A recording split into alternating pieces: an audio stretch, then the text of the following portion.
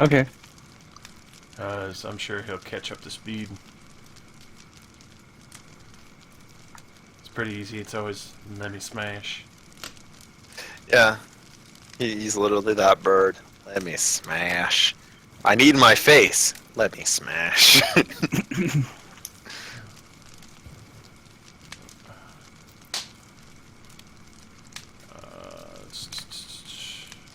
Just setting it. There we are. Alright. So, last left off, you had found Auric, the Ascended, kept within a makeshift prison slash gladiatorium, and the dryad of the entire glade had been ever so pleasant to lead you straight to him and let you in, but then promptly tried to keep you in as her own personal pets to test out different war plants and creations that she intended to use. But seeing how you didn't like that in any way, shape, or form, or any of the matter, you promptly rebelled and quickly escaped the entire gladiatorium into the heart of the glade and started destroying the entirety of all of her plants and her work and her home and her children. I warned her. We had the high ground. After which, Actually, I'm fairly certain for most of it, we had the high ground. She had the high ground. Yeah, we had the high ground in the end though, because now she's dead. Yeah. We had the moral high ground. That's what counts. you always have the high ground when they're already on the ground. I'm gonna be honest, for the first time in a while, we did actually have the moral high ground. So, What is this feeling? is it good? What is this? No, it's more evil. Promptly Yeah. which, after I'm pretty sure the moment that we decided to fucking burn down the entire forest was when we lost the moral high ground. We lost all the moral points. God. Paracelsus had managed to... After Paracelsus managed to get everyone out with the Dementia Gate and you set the forest on fire to draw out the Dryad, she promptly came to meet your request of battle and immediately began rending most of you before Paracelsus remembered that one of the trees would usually be tied, and seeing how the largest sakura tree that she had kept coming out of seemed the most likely place, you all started attacking that and whittling her down by attacking her life force directly. And in a quick act of desperation now, seeing how the tide was not being turned fast enough and that the Dryad has been extremely durable, you know,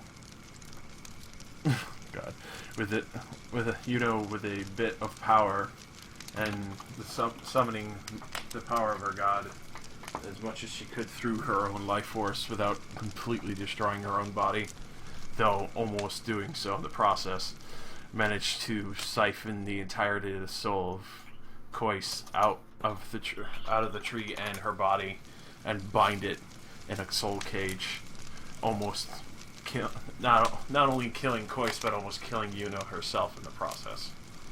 And now, as this strange pink fox girl came along to see this in the midst of the battle. Oh yeah, as well as we can't forget Steelhoof getting stuck in the cave back a little bit longer. God damn it.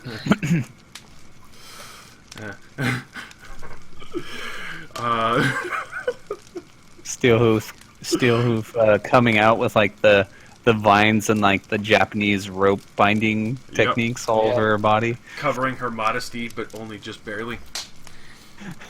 And the pink fox girl, very, very stunned at what just happened with Yuno and her powers, and then also more stunned as supposedly this is your ally. All very confusing rush of events. She mentioned the TIE fighters were holding off the druids, and at should make a prompt retreat, especially she does notice a little bit that you are quite worn down at this point.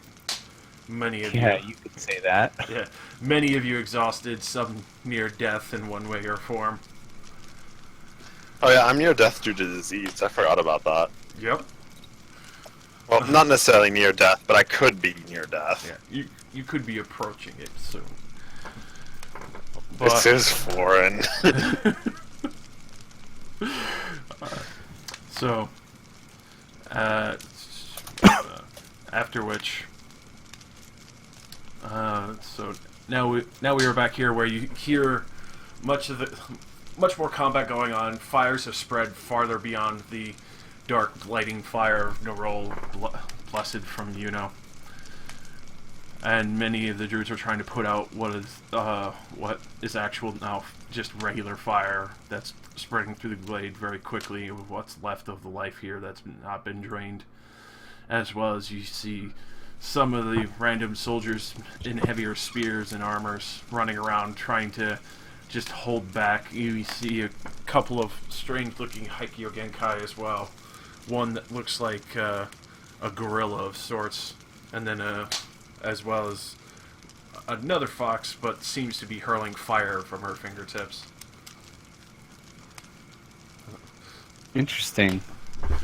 At this You employ only foxes.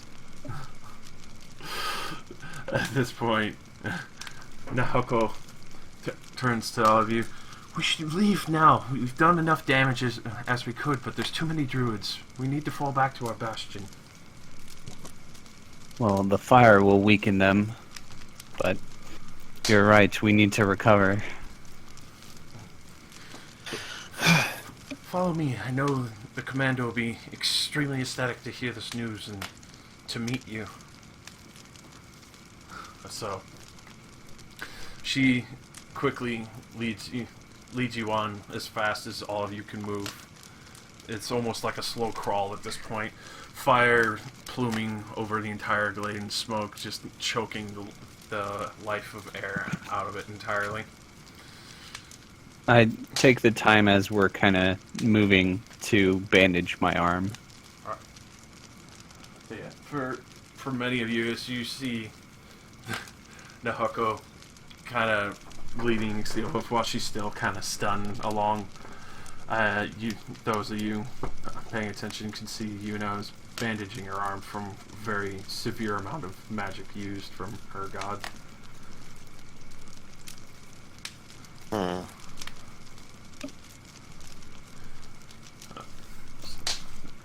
At this time as well, Kaida, you could see as Nahoko leads Black along, trying to get her moving a little bit faster, so you're not stuck in the burning forest for too long.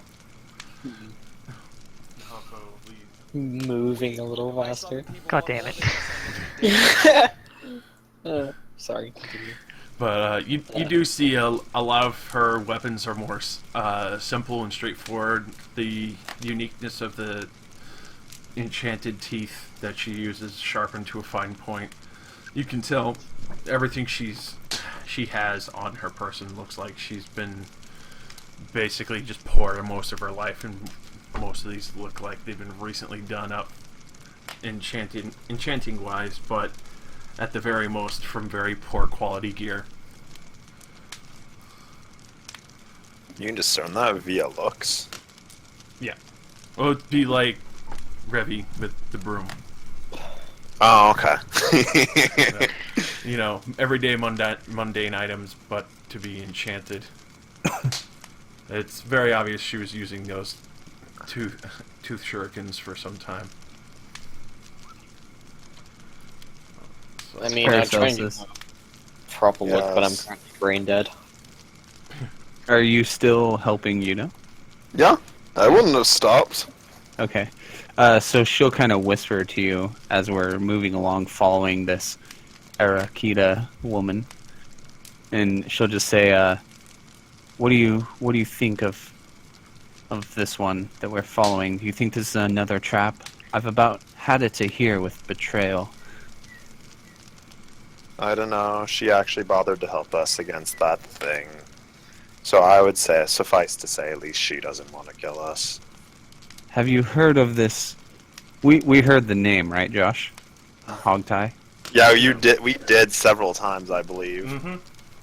Have Mainly you because heard I of remember this? missing the joke. Have you heard of this hogtie, Paracelsus? Have I heard of Hogtie? I cannot say. He sounds like a morally upstanding individual. Good looking too, I'm sure. No, I'm just kidding. Yes, of a high stature. One could say he has the high ground. Quiet. Oh my God. Last time he had that, he fell off of it. I remember. Oh no. Alright. This entire session is going to be a triggering for poor Nick. It isn't that bad for me. I just feel bad for him. Oh God. Alright. So, as she kind of rushes along, you can tell she's looking around very cautiously, leading you through most of the glade of what's left of it, and then out into the swamps for a brief time again. You can tell it's going more the direction of what, as well as the area that you'd seen where most of the fallen keeps and other locations as such that had been abandoned long ago. It's very foul smelling for a good time. You could tell that the route she seems to be taking you is more for losing track of people, just from between the mixture of water, smell, and just quickly crossing as much water and moving bodies of water as you can to try and dull tracks and smell entirely.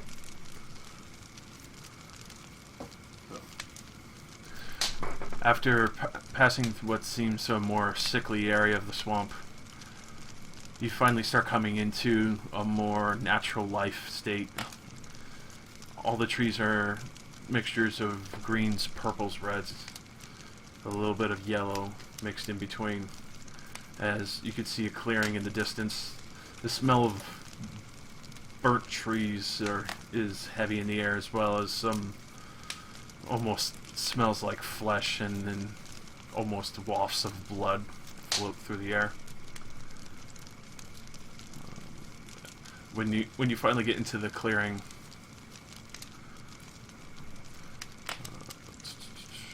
you see this what was obviously once an abandoned keep, completely redone and refurbished and fixed up, and multiple Oni skeletons and bodies lined the walls, hung up by chains by their wrists, nailed into the stone itself by iron pikes and steel rods.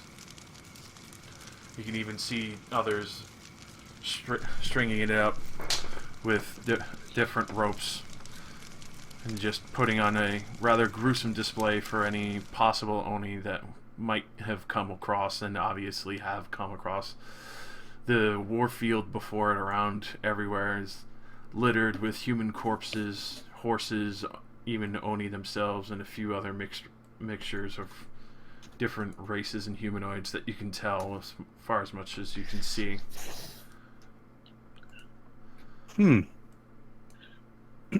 But at this point you can tell that the majority of the sounds that you hear as well, this might be one of the hearts that you've heard of the rebels that have been trying to take back Minkai, as well as many of the other providences of Minkaya that had been separated from Kasai and are trying to proclaim independence itself, but obviously have not succeeded fully from succeeding from the Emperor of Kasai.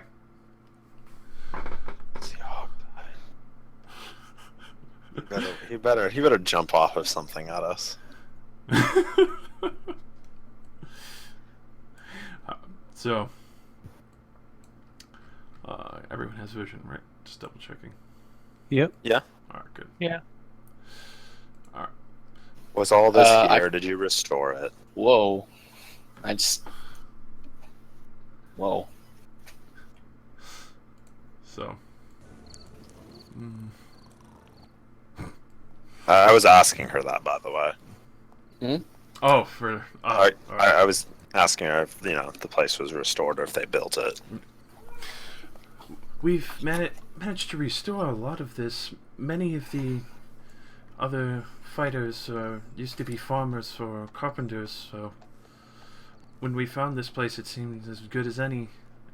Also, as you look at most of the walls, it looks like they've had additions on top of them as well, so they built upward. The walls now standing at a mighty 30 feet high.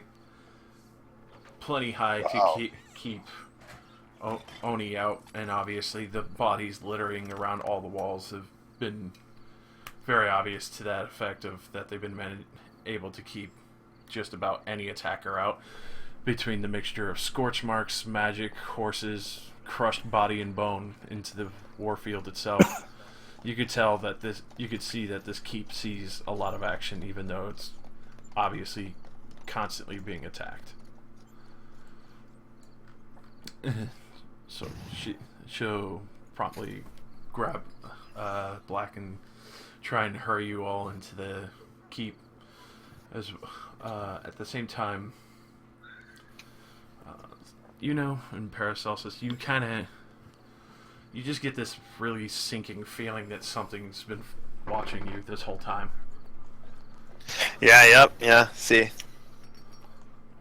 Why just us two? With that feeling, I think I'd roll perception. Yeah, go ahead. Yeah, I'd like to also roll perception. Let me go bring up my character sheet. There it is.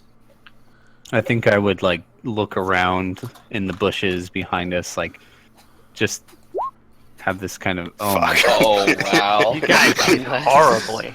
Holy I cough like shit. General Grievous. Alright. I swear. Kenobi. General Ty. Alright, so let me just roll some real quick. Oh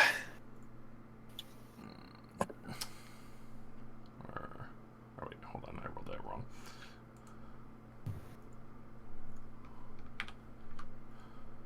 There we go. First Alright. roll beta. Yeah. So, for a moment, you think you hear what sounds like a whisper. You kind of just look around. You assume it's just the noise from the keep itself. So, That's weird. Alright. So,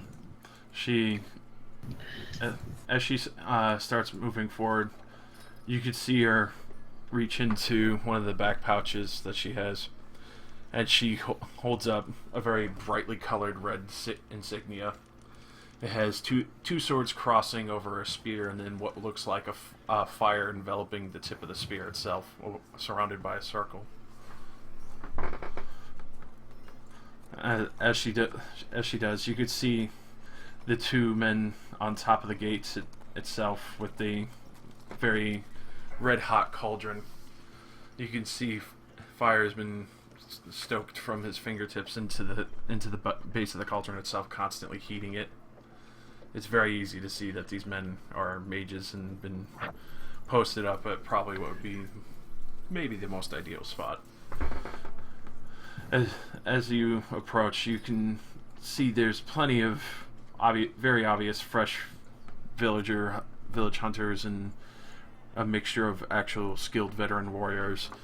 It's quite the hodgepodge mix and match melting pot of fighters and rebels that you can tell from here. Some that look clean, some that look dirty, others that have very fine gear and obviously have seen war for real, and then others who look like they've just kind of picked up their ladle and were just like, yes, I want to prove a point get back and free myself from the Emperor. So. Wow. So, when you say emperor, is it the emperor that we were supposed to like meet? Yes. Oh, so these are rebels in this country. Okay, interesting. For the knowledge of that, you do know that the provinces have been separated by the fact that the rebels control some of the areas. Obviously, these rebels have a very large influence, especially considering the location that you are all in, even though you don't have quite a solid footing of exactly where you are just yet. I think I whisper to Paracelsus and say, I believe we killed some of these rebels in the mountains. Do you remember? Yes. They tried to rob us. That's really too bad. Let's not mention it. Yes, that's why I'm whispering. Royaro steps forth. He just takes in a very deep breath. God, I love a fresh battle. Oh God. It's beautiful, isn't it? Is he gonna start huffing the corpses? Gats is looking around at everything. You could see he's very satisfied with the amount of gore. You could tell this battlefield is just littered with absolute bloodshed and just batterment and vicious evisceration. You even see people who are fully charred to the bone lying on the ground, partial ash, partial burnt flesh. Even Oni with multiple heads, one head, mixture of different weapons themselves, even soldiers who their weapons look like they might be of use, but a lot of the soldiers don't go in out of respect. It's almost like leaving this warfield is like a remark towards those who might try and attack and remind them of what's been repelling them here. I guess So, there's no dissuasion like corpses. yeah, we'll look approvingly at all the death. But when I see some of like the Emperor's like troops, if there are any bearing like his standard or anything like that, You see that there are definitely troops that have switched side and turncoated fully, and basically deserted the Empire itself. Just in upstanding, you're not sure. Maybe they've, I was gotten talking found. about the corpses. Oh, that. Are there any dead Emperor troops? I don't know what it's called. Oh, for the Jade Army.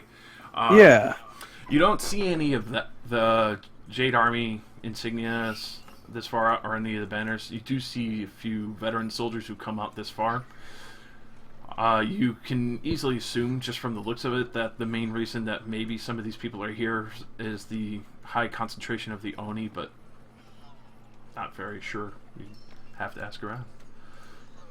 But as also at this point, you'd finally be getting into the entirety of the keep itself now, as the doors swing open from the mechanisms being activated by the mages up top. And you can hear Arakita's breath kind of lighten up a little bit as she goes over the very mossy stonework, very happy and obviously winded from the amount of time that she'd been spending out in the field. It's been a very hectic time for her, especially, and also the fact that she's been looking at you a lot, as from sheer shock of seeing you kill effectively what was a demigod and maybe a huge burden on her people, especially in this area.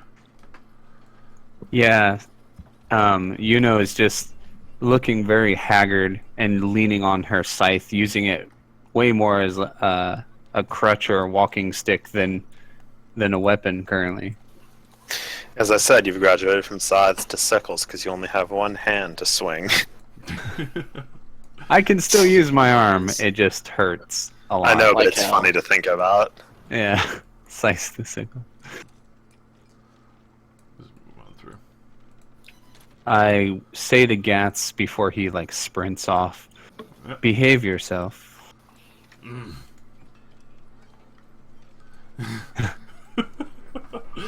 He doesn't give much other response other than that. He's like, he kind of like rolls his shoulders a little, like he stretches out a bit, and he's like, "Fine." You could see Roy. But Mom, I want to kill everybody. I wanna ride the pony. I imagine Gats is kind of excited to see Hogtie, right? Because he recognized. Oh yeah, me. he's ecstatic, but that's why he's. You can assume that those two together might cause some havoc. Yeah. But almost an entire city's worth. Oh! So, upon fully entering, you do see quite. Oh god. Oh, you got left behind. So, upon entering, you do see a fully working forge, multiple tents covering the entire grounds. If there's a space open, they've tried to utilize it to the best of their abilities. You can see a makeshift stables across the courtyard, and even a carriage full of fresh cut lumber, and what looks like two merchants. One who's got any various amounts of scrolls, maybe different maps and such. As you can see, he's looking over a map of the area right now.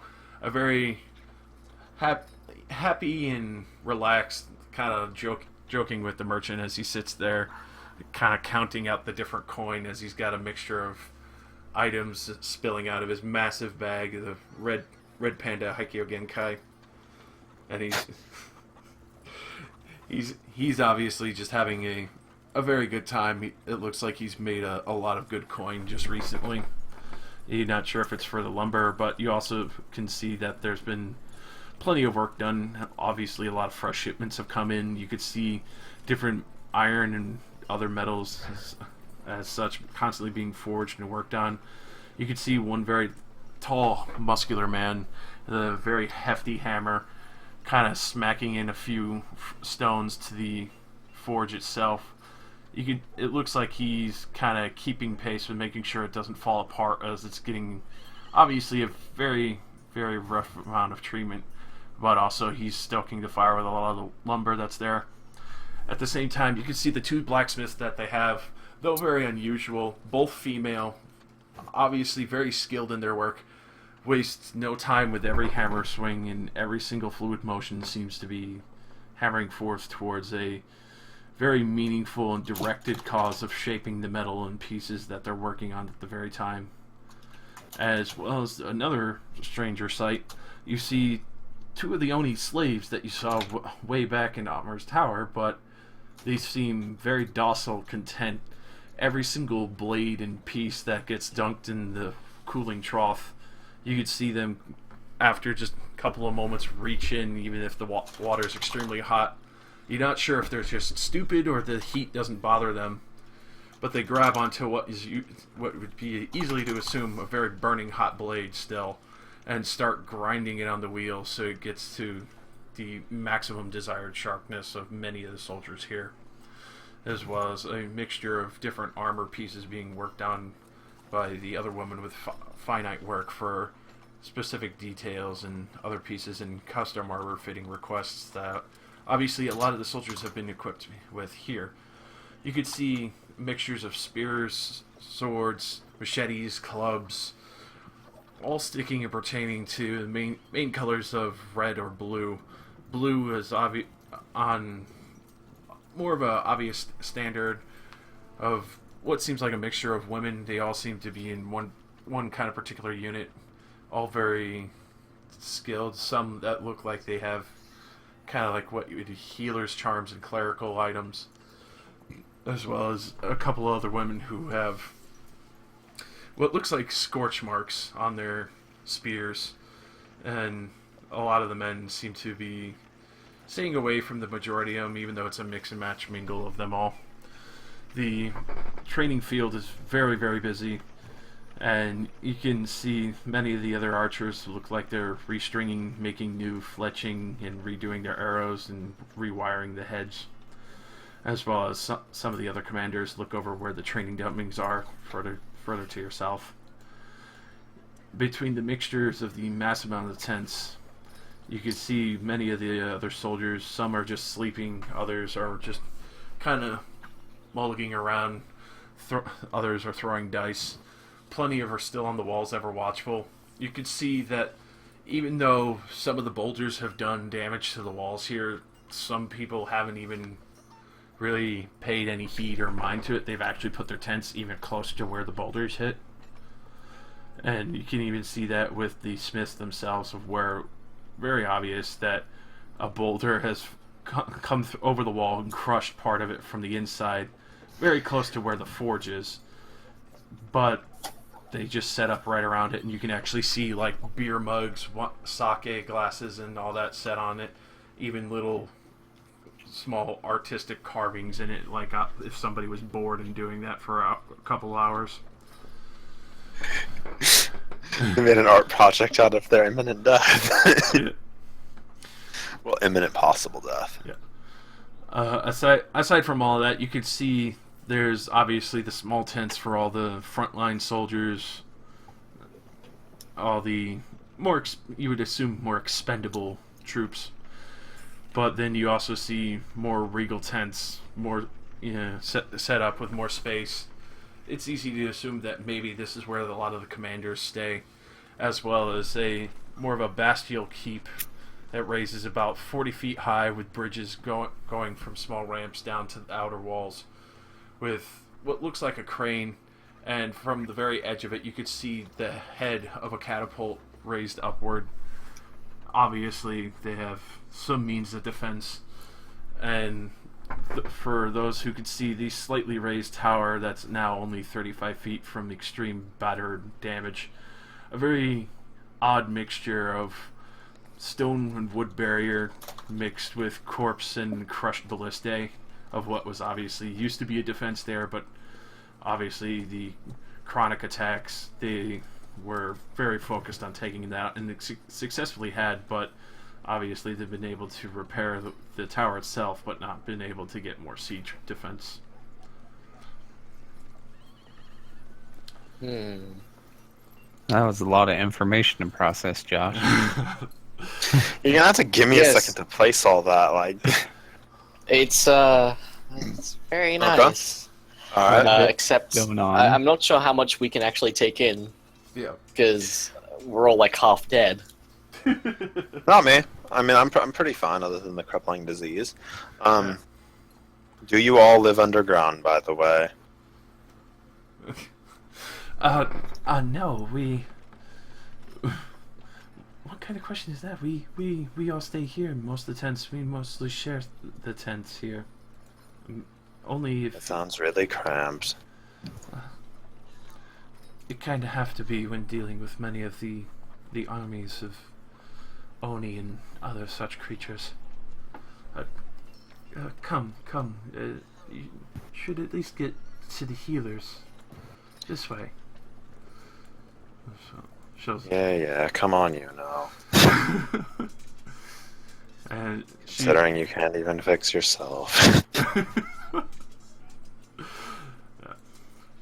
you could see Gats and Rayaru actually start immediately wandering off.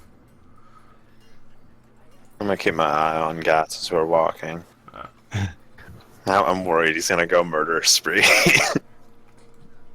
This is the first time he's been around so many things that can bleed for a while. Yeah, it's too bad Brad isn't here. So, getting further down here, though half dead, you could see there's a lot of commotion. You could hear within the tower itself, about 40, even though it's 40 feet up, a lot of those people up top, you can hear them arguing, some about different plans and such, but you don't really pay much mind between the mixture of laughing and boistering troops. Many of them don't pay very much attention. as well as you can also see a mixture of them are coming over here to the 3 large pots of food. Obviously, plenty of the troops are coming by to keep getting servings, or whenever they're hungry or just bored, to bother the female dragonborn that's serving them all. So, after Arkita leads you over, she's like, "Oh, just wait here. I'll get the healers to come out." And she quickly hurries in to the first floor of the keep. You can see there's the three floors inside, and the 4th floor is the roof on top, where the catapult is. And then, after only a few brief minutes, you could see her leading what looks like a very outlandish looking kind of strange alchemist, as far as you could discern, and a very light oriented healer who's obviously taking his preachings a little far.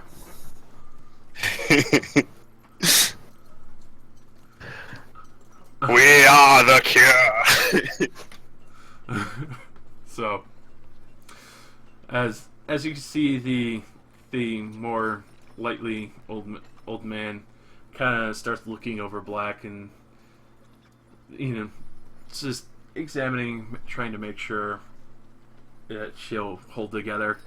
And you can see him kind of hold her arm, twist her hand around to see what kind of different reflexes she gets, and then even check her eyes for a brief moment, see if there's even a response in total, and then kind of presses his hand to the side of her head. "Oh, she's in shock from too many mind dominations? How long was she under?" I don't know. We lost track of her for like 3.5 minutes. Well, she'll recover after a good night's rest. Just be sure she doesn't sleepwalk. It's very easy to do when affected by so much of mind control magic. And you can see the alchemist. He's kind of a very eccentric fellow. A lot of leather, a lot of belts, a very odd affixed mask upon his face with a tube going out. He kind of looks over the majority of the party, and then kind of looks to you, Paracelsus. And you can see him kind of come over, taking out like a different mixture of what looks like 3 kind of pots, and then kind of pouring them all together, mixing between all 3, and just in and out between all the mixtures. You start to see it kind of heat up and go over differently, as he kind of abruptly doesn't even ask you. He just kind of starts looking you over, and he can quite obviously see some of the rust on your body. He just hands over the strange looking little clay urn of the mixtures that he was putting all together, and from behind the mask you just hear, "If you use this for the night, it should get rid of that rust. I've worked on your kind before." Oh, really? Well, I'd like to ask you more, but first I should just drink this. I will chug. As you do, it feels very strange, because Do you feel the fire rising? They will inside expect you in the wreckage. Kicks me over. you will burn. As you do, ironically, you do actually feel a good amount of heat. It feels like it would be burning, but then for a moment you feel the entirety of the metal of your body heating up, it looks like it glows red hot for a minute for those who observing around Paracelsus. Paracelsus, you can see this for most of the underplates of your body, of where your more tendril-like metal arms and body are. As you can see, most of the rust and even areas of disease have been healed away. Also, between the mixtures of heat, you can actually see a lot of your body reforging back to a more youthful state of fresh refurbishment of when you first awoke. And Oh, sweet! It's like I'm getting buffed. yeah, it pretty much effectively is, as you can see, whatever strange concoction this man had made, as skilled as he is very bizarre, especially to be so excellently skilled in repairing a warforged in such an odd fashion. As you can see, the rest of the oil gets to the bottom. It does leave just like an oil footprint of both of your feet on the ground, but the rest of your body is completely healed over, and you'll get a +2 to your endurance check for the next time for you make a check against your disease. Neat. Thank you.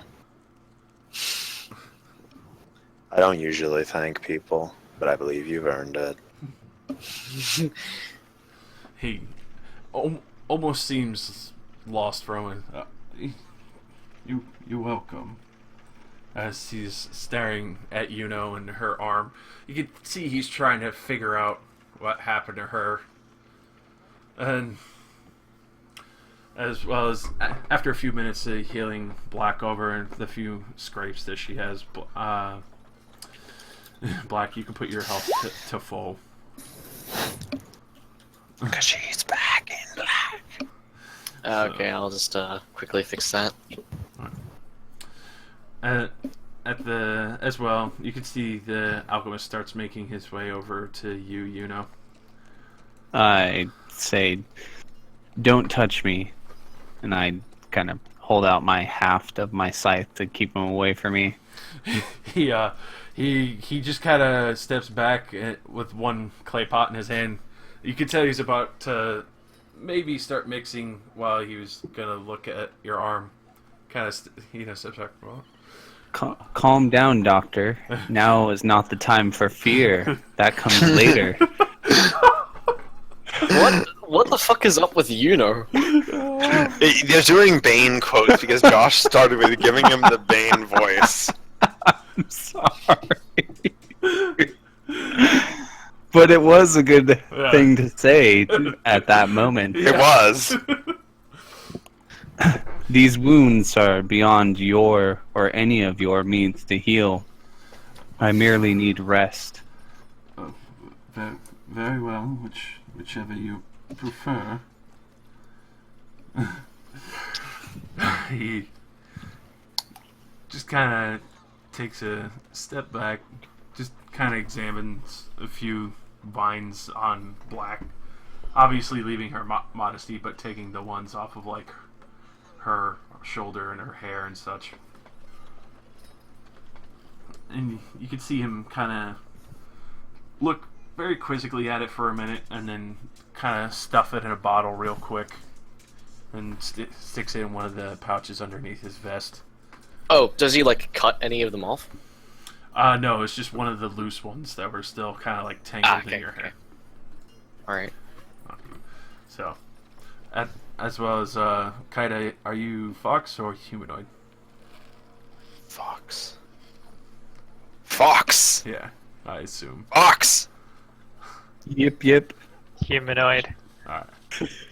I changed the name based on the form. Oh, okay. Alright, so are you Yip or Kaida? So obviously Kaida. Kaida is humanoid. Yeah. So, you can see the more crazed looking kind of healer steps forth. His staff constantly glowing light. It's a little unsettling almost, very eerie kind of light. But you can feel your body start to regenerate.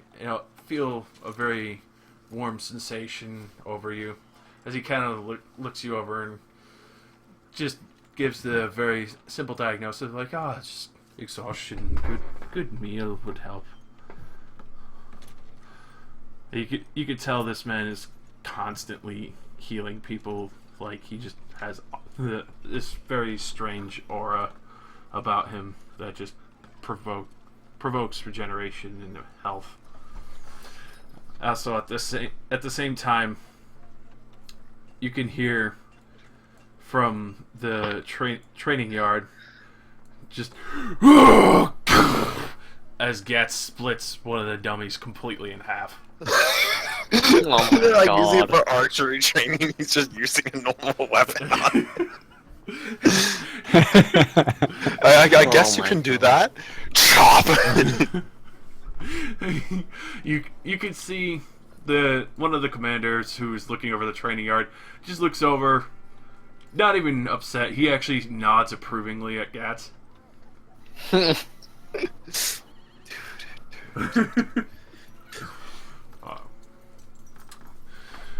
So, at this point, you see Akrita is kind of looking over. I'm not sure how long you wish to stay, but I know the commanders do want to at least maybe thank you. Maybe not his lordship, but Hogtie at the very least. Hogtie has been trying to eliminate that dryad for some time. The tent, sorry, the tents over by, well, what used to be the barn before we lost many of the horses are available for room if you want to use them. We would appreciate a place to sleep.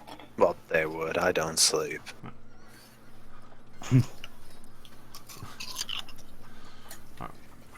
Anyways, I think we should go meet Hogtie. Gats wanted to talk to him anyways, it looked like.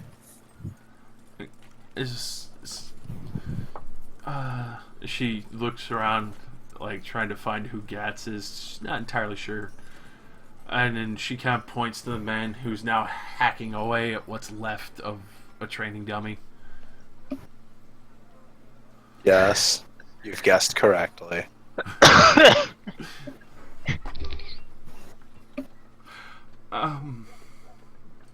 I'll get Hogtie if you get him. Alright. So she quickly starts heading over to where the commander's tents are. Obviously in stride. You can see she just kind of nods at the other woman there standing outside one of the commander's tents. Hey Gats, come talk to Hogtie. What? Just imagine what Gats would say. Hogtie, brother. Yes. I've not That was seen- easy. Brother, it's been too long.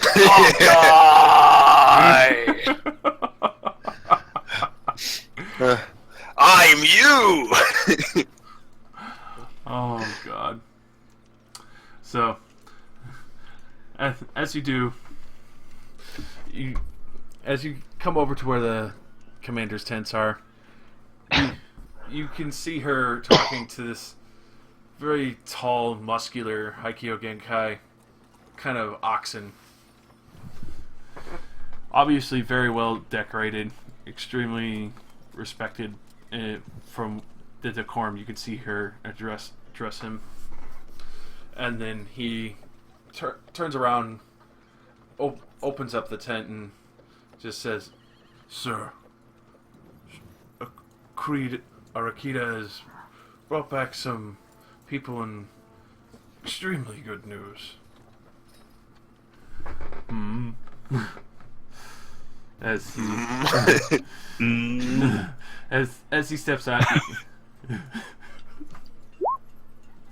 Yes, the old image! Good job, there it is! This is my business casual. As he looks at the group behind Arakita, He, his eyes go from Yuno immediately over to Gats.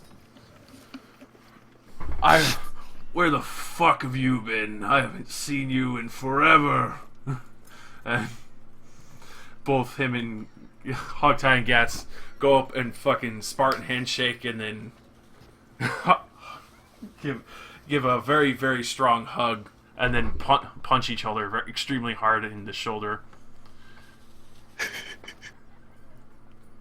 Oh, It's too bad he isn't here for this. it really is. I heard about good news. I didn't realize it's even better news. I haven't seen you around in a long time, brother. Yeah, I haven't seen you since I was slaying that entire town all by myself. Sticking heads on pikes outside the farm and fucking women. It's like a really creepy family reunion. At this point, you can see Arkita is like almost cringing at this point of what she just heard. as well as the Oxman is just staring with almost a disbelief upon his face of what he just heard as well.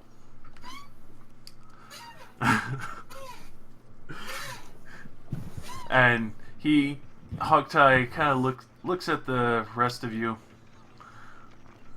Well, looks like you've been pulled into another group.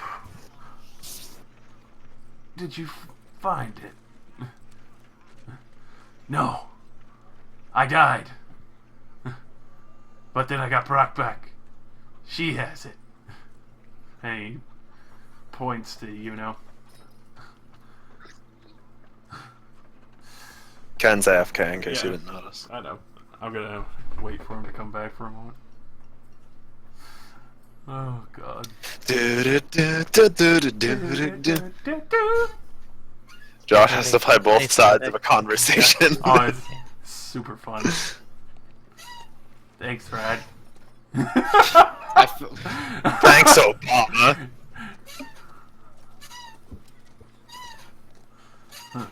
I found that my chair squeaks at this very specific angle, so I'm gonna do it until it annoys somebody. Oh, that's what that is. It's annoying me that you're doing it, not that you're making the noise. Ah, fair Just enough. the fact that you think this is going to annoy somebody. Like, I mean, there is a mute function. I can just reduce your volume.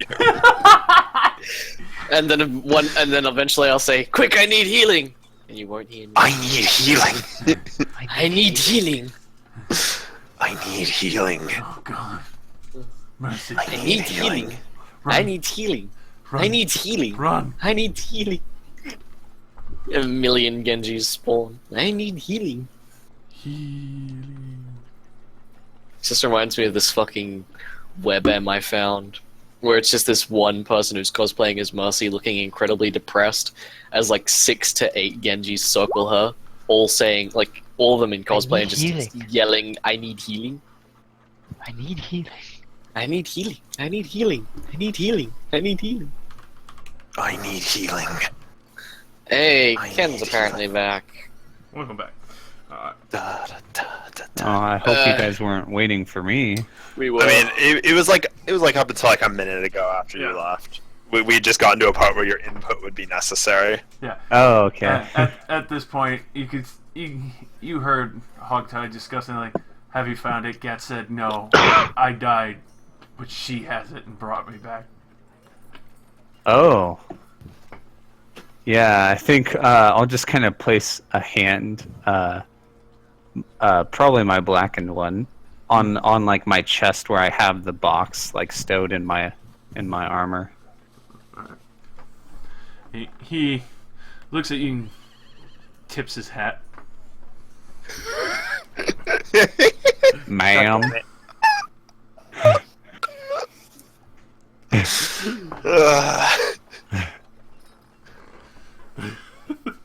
So, I thank you for bringing back my brother. I do miss him from time to time when he's not causing me a lot of trouble.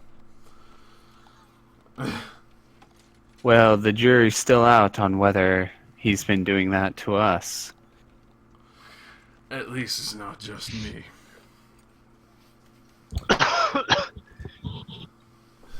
Then again, we've had our fair share of taking heads and sticking them on pikes ourselves. So good times, good times. I agree. The decor here was better than the last castle we visited. I'm sure you have lots of stories, although Gats doesn't tell us many. Mostly chopping and stabbing. Yeah, you know, the essential parts. What else? I'm loving your Gats. It's awesome. He used to play both parts of the ultra-violent duo. Well, you see, he's not one for stealth, but nor was I at the start. I've learned to be more finessed with my style, as he kind of opens up the trench coat and you see two long swords, each custom made at the sides. Of course. I mean, I just love how you've just given him a trench coat. That image was just to make Thomas angry.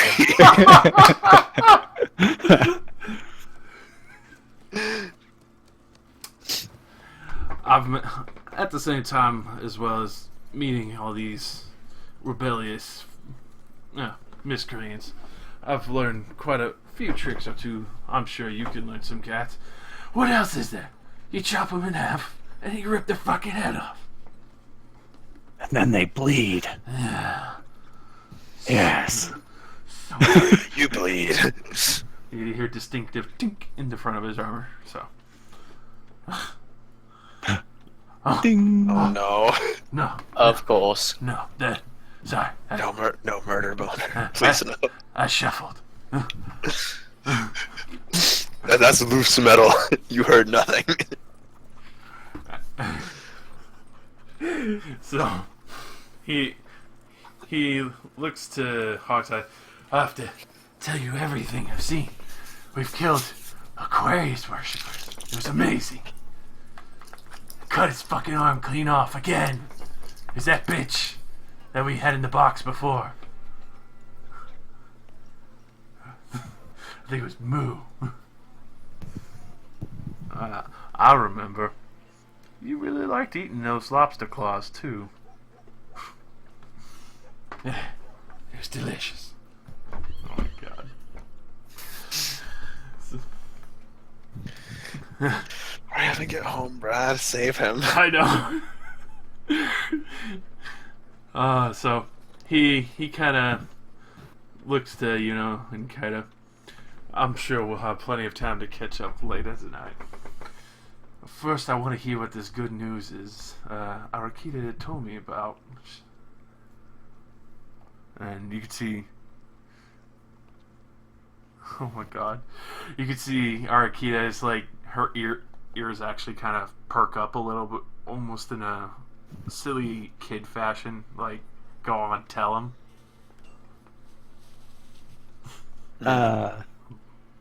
It's about Kois. Do you want me to speak or? I mean, I guess I'll talk if nobody else is going to. We were told that the Dryad over in the nearby fields have been giving you some trouble. She's dead now. It's the Is best damn news I've ever heard. That bitch has killed so many of our soldiers and turned them into fucking freaks too. Not anywhere near efficient though for what we used to make.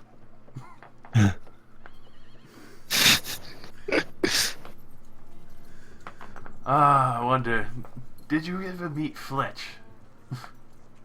That boy was fucking twisted. Twice now. Yes, we helped him attain his human form. You didn't have one before?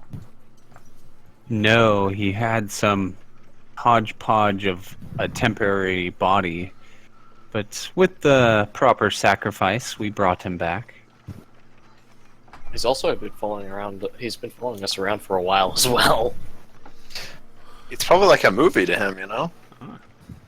Yeah, he just appears when he wants to. He has the power of fourth wall. He's Q. Fletcher's Q. I've made a new gadget for you. He's a serial murderer. Really just point him in a settlement. He'll just kill everybody. Press this button on the full blade when you want him to kill you. Don't touch his sword. Here's his manual. It's 2 pages. It says kill and stay. That's it. You don't have an off button. Have a good day. That's the only gadget he's given us.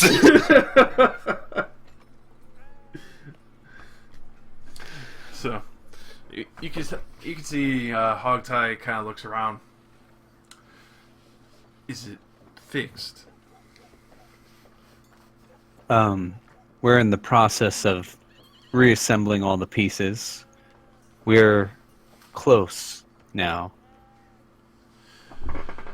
I was trying to track down the one who separated the box initially. I lost him in the marsh around here when I was following along with these rebels, and then kind of got stuck here, and that's when Around here, what did this man look like? I couldn't. We've heard of his name. Sorry. Yeah, I couldn't keep up with him, but it was Poshak. And I've seen the initials in the journal, haven't I? Yep. Fuck. I do know we met Q Poshak, and he did tell us his name was Q Poshak. Mm-hmm. Well, I mean, yeah, but the only thing in the book was his initials, and I mean, Right. it's a pretty common set of initials. You really couldn't make that leap in logic. We've probably met a couple of people with that initial. It's clearly Keith Peterson. So we realize that it was the guy that we met. Mm-hmm. You have the epiphany of, oh God, he was right there. It appears we've already met him unknowingly. He's still nearby. I lost him a while ago when all these undead started popping up, and then the Oni started attacking, and a whole bunch of fucking thorns in the sides. Yes. Revenge would be sweet, but obviously our mission takes precedence. I kind of have a feeling he's been keeping some who's left their home with him. You might find what remains with him.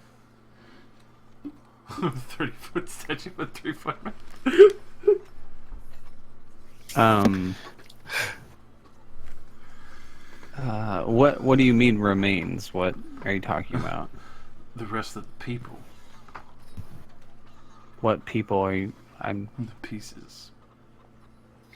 Well, I've been allowing the box to guide me, and it hasn't guided me that direction. It guides you? It does. It talks to me. You could see Hogtie looks a little sad at this. Well, I mean, Hogtie didn't need any encouragement. He just murders. The box is just like patting him on the back. You'll get it right eventually. One of these people will have it. I swear.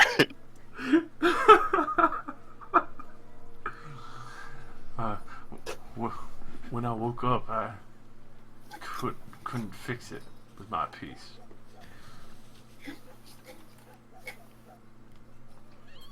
What did you say with his piece? I couldn't. Yeah. Oh, you have a piece. All of those who left do. And he takes it out and shows. I assume you'll be needing that. Yes, I would. It would be convenient to get it now. I'd hate to see you fall in battle with all these battles you're having and the peace be lost. It's true. But I'm sure my friend Fletch would find me again too, like he found Gats. And he holds it out. But seeing how Gats is listening to you, nonetheless, I guess I'll give it to you now. Just don't go Okay. die with it. I'm working to make even death not an obstacle for myself. Quite the endeavor. But I'll take the peace. He lets you take in. As you hold this piece, it feels very heavy in your hand. Very strange. It's a very, very bizarre comparison to the other pieces. And you realize after a minute you can kind of hear like the faint wail of souls. You realize he's been adding more souls to this piece the whole Oh, time. nice. It's fucking awesome. Yeah. I look at him very approvingly and I say, "You've been busy." And I'll start pulling out the box and getting ready to put the piece In together. with it. public? Yeah, we're among friends here. Your donation is appreciated. Everybody draws swords and they're just like, oh, what is that? Give us the box. What's in the Wizardry! box? What's in the box, Wishbone? Heresy! Oh my god. So yeah, I'll do that. Alright. As you do, you can see the box opens up like it did for Fletch's piece. And the shadows come out and embrace it wholly, as you can see even the trickle of souls that have been filling this piece start to siphon in little by little, and then as the piece kind of disappears, you can see the burst of souls vanish into the ether of what the box is, before tightly sealing back up and the gold wood frames set into place again and make it unseeming. You know, at this point, there's enough people in there to start a fucking village. It takes a village to raise a dead god. Exactly. I would know. We've done it. Yes. It was a good time, Carl. That continent. I miss it so. So much blood. I did have some questions about your little ragtag rebel group. Oh. Hog. I'm only a commander in this rebel group. The owner of this entire endeavor stays over there in the small keep. His name is Tenosuke Hisamatsu. Ah, I've very never heard of Japanese. him. It's easier just to call him Tenno once you get his trust. But Right. he's a I merely just had a question about why you are killing the Oni. An enemy of your enemy should be your friend. yes, but when those enemies of my enemies have very powerful souls, it's all the better. Well, if winning this war isn't on a timetable, I suppose it's fine. Intriguing. And I'm surprised you would prefer me to be with the Oni. Well, I would see the Jade Emperor fall and die. As would many people around here. They say he's been negligent of the borders here, letting Oni run rampant. That's why Tenno came to this area to defend it. Said the Themistril family wasn't doing a good enough job.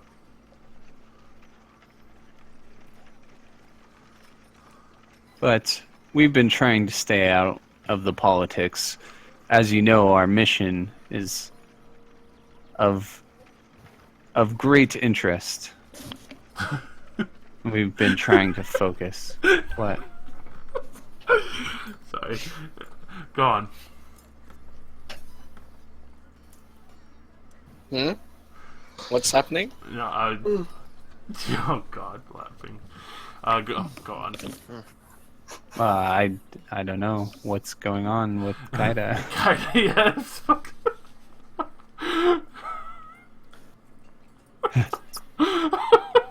Slowly moves towards destination. She's been shifting like 2 pixels at a time. Vibrates intensely. That's why I was laughing because I'm like, oh God.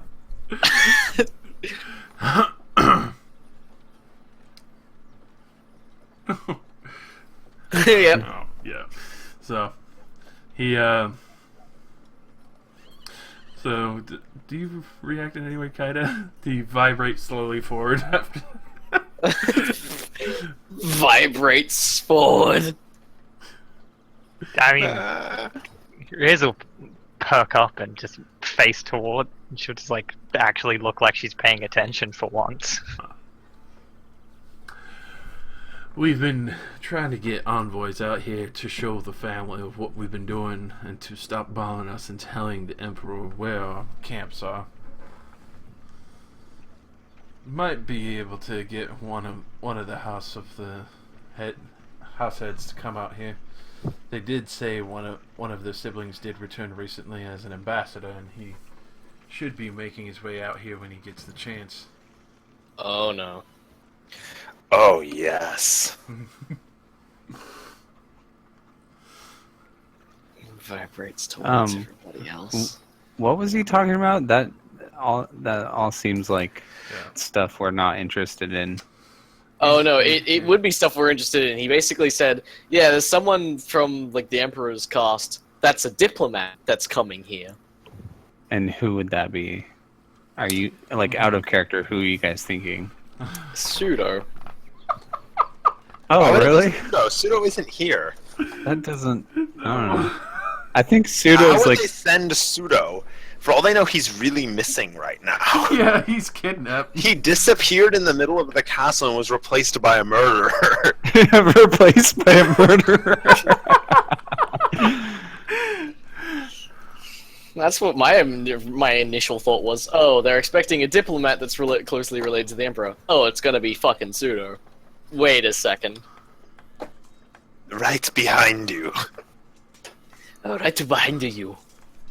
Well, Oh, we the subtle wish sound of swords.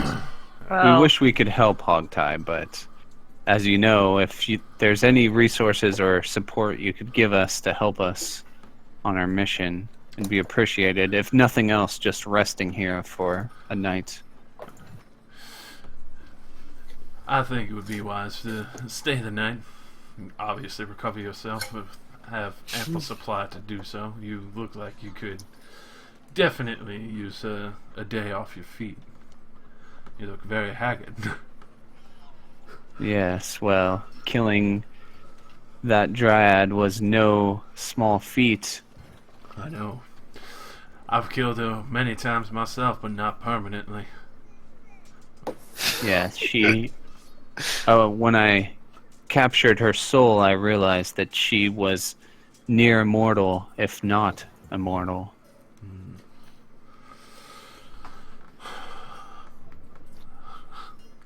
Oh.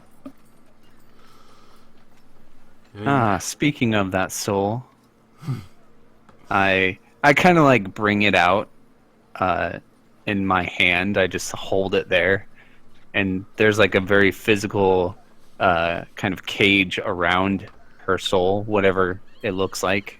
Is it like green or something, Josh? Oh, yeah. It's emanating just pure green power. If there was a definition to life energy, this would be it. You could tell this soul's extremely ancient. You can literally hear her weeping inside of her cage. I savor it for a moment. Fucking.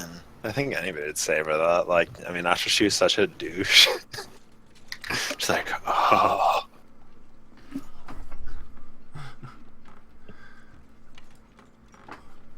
Such a douche. So, quick reminder. Highest perception in the party is 25, right? Passive. Passive, Well, judging by bonuses, Nope, I'd 27. say it's I've got a probably 27. Paracelsus is 28. yeah. Right? I was gonna say it's Oh, probably. you have my character sheet now? Yeah. I'm just surprised that Ken went and got it. No, you made a perception roll plus 18. Passive's 10 plus your roll. Yeah, I have 28. Yeah. Excellent deduction. So, Yeah, Paracelsus, 28. Two of us have 27. while you're sitting there, after kind of savors the flavor a little, you see a shimmer behind her of a shadow before it kind of meshes with the tent again. Do I know what a scrying sensor is? You would be able to tell a little bit, especially with your small experimentation of rituals and trying to hide from them, especially recently. You know this is not a scrying spell. Is this not? It's not. Is it a person? Is it like a creature? Was it just a flash of golden light then nothing? Roll me, well, actually, let's see, what would this be? Roll me a nature. Nature. Hmm. Metal Rules Gear. of nature. Rules of nature! I do not know the rules of nature. Shame. I get chopped in half. Nothing personnel. So, you definitely saw something for a moment, though you're pretty sure normal creatures can't just vanish like that into the shadows of a tent. Hmm. You get the gut feeling that it might actually still be there. I'm gonna go walk. I'm just gonna say, excuse me. I'm gonna go walk and look and see if I can find it. Alright. So, roll me one quick perception. Will I roll above a 3? 1, 2, 3. Wow. Alright, I'm gonna roll another d20. I'm gonna see if I'll break the curse. Okay, good. Alright. So, you know something was here a minute ago. You definitely can, because the shadow itself is even lighter. That's really weird. The shadow itself is lighter. Yes. Okay. I think something's following us. This shadow is brighter than it should be. Where? Where's Paracelsus looking, Josh? Probably up here. Right here. Yellow air.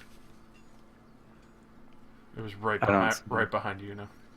Oh, okay. Oh, You know, it's sorry. right behind you now. I keep doing that on the fucking GM layer like a doofus. So, here. Yeah, there you go. I was like, I've never seen a ruler point. Like, I don't know what's up. This area. Okay. Well, I guess I'll turn and hold my scythe end out and kind of just move it into the shadow area. Just kind of here in the camp, something following us. And I'll kind of Yes. say it loudly so Hogtie can hear. Yeah. Like, You can what's going on? you see him kind of stiffen up. He puts one hand on one of his long swords, and he kind of gives a like a knowing look, like check around. And you Real can- quick, under his trench coat, do we see coils of rope? Yes. Okay, good. You could see underneath all the fine vest. If he lifts his shirt up even just slightly, you could see giant's hair rope and silk rope. It would have been better if, like, his And right on the like side, trench coat right on the side pocket. You could see where it goes into the trench coat. This is actually a trench coat of deep pockets. So it's actually coming out of the trench coat. That's awesome. Trench coat of deep pockets. Beautiful. Oh, I love Dungeons and Dragons. Best game.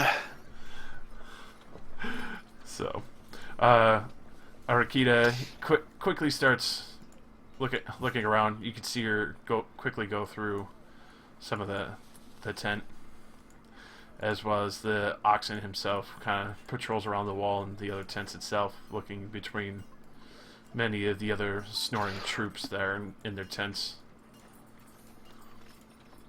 Mm-hmm. I'm not.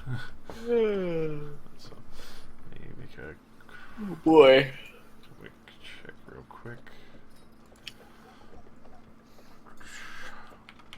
If it's some kind, like, I think it might be some kind of illusion or something magical. Can I roll Arcana to maybe like see through it or dispel it? Maybe.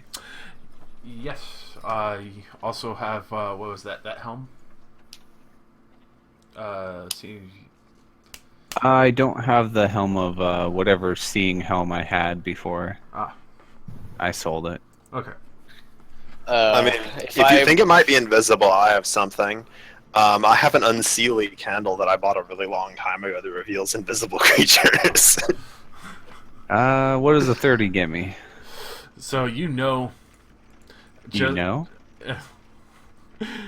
So literally, just as you kind of brush against this tent a little bit, you can see something quickly duck in.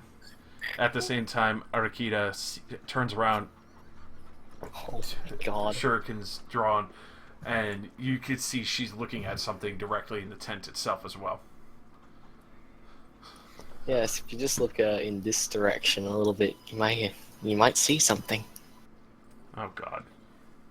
Yeah. So I see her seeing something, is what you're saying? Yeah. Like, as you saw what might have been a breeze, but you saw a shadow of a person kind of tuck in, she turns around immediately as well, drawing her shurikens. Capture it. And then immediately, just out of knee-jerk reaction to hearing that, she throws her... Oh god! Oh boy. Oh boy. Happening. Capture. Action point! Capture. Oh my... Yes! Oh Capture. Oh! Capture. my... So, with pure precision... Better dead than alive. As soon as you say capture it, she doesn't think twice and just immediately unleashes this perfect Hail Mary of shurikens. And immediately from the back of the tent, as it kind of ducks out, and you can see all four tooth shurikens are sticking out of it. And it just gives out this immense scream. I'm gonna be honest, I completely expected a pixie. As you can see, this now haunting, ghastly figure of what looks like a mixture of a shade and a ghost is now in front of you. And a lot of the troops are now stunned and shocked. Quick initiative. It's the ghost host. Damn. Somebody order initiative. I can see my numbers have come back. God. Like, Josh, I'm like 100% I expected that to be a pixie. Oh, better late than never. Like a pixie rogue or something. I'm gonna just roll initiative as well. I may as well. On Black's initiative turn, she just rolls over. What? Where is she? I'm Where over is here Black? with these guys being treated for my weird mind Mindfucker. fuck. Oh, Yeah. okay. 3 minutes in the sink, spend 6 days in the drink. I don't think anyone left her clothes with her, so they're kind of like trying to keep her as modest as possible. Oh, yeah. That Whoops. that might help. Yeah, I kind of need to, shoot things with my crossbow.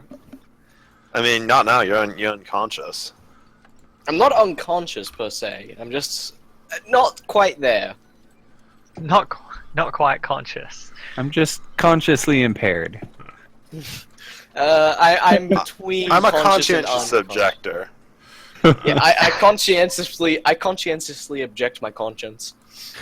Josh, That's I need to roll initiative for Gats and a few others. What's up? how murdery does this shade thing look? Because, I mean, technically we were the first aggressors. It was just at the very most looking at us. Aggression. Well, now that it's spotted, I feel like Yeah, it's clearly out of invisibility, and you can see now it holds up very dark, shadowy bone claws. And there's Alright, yeah, okay, yeah, no.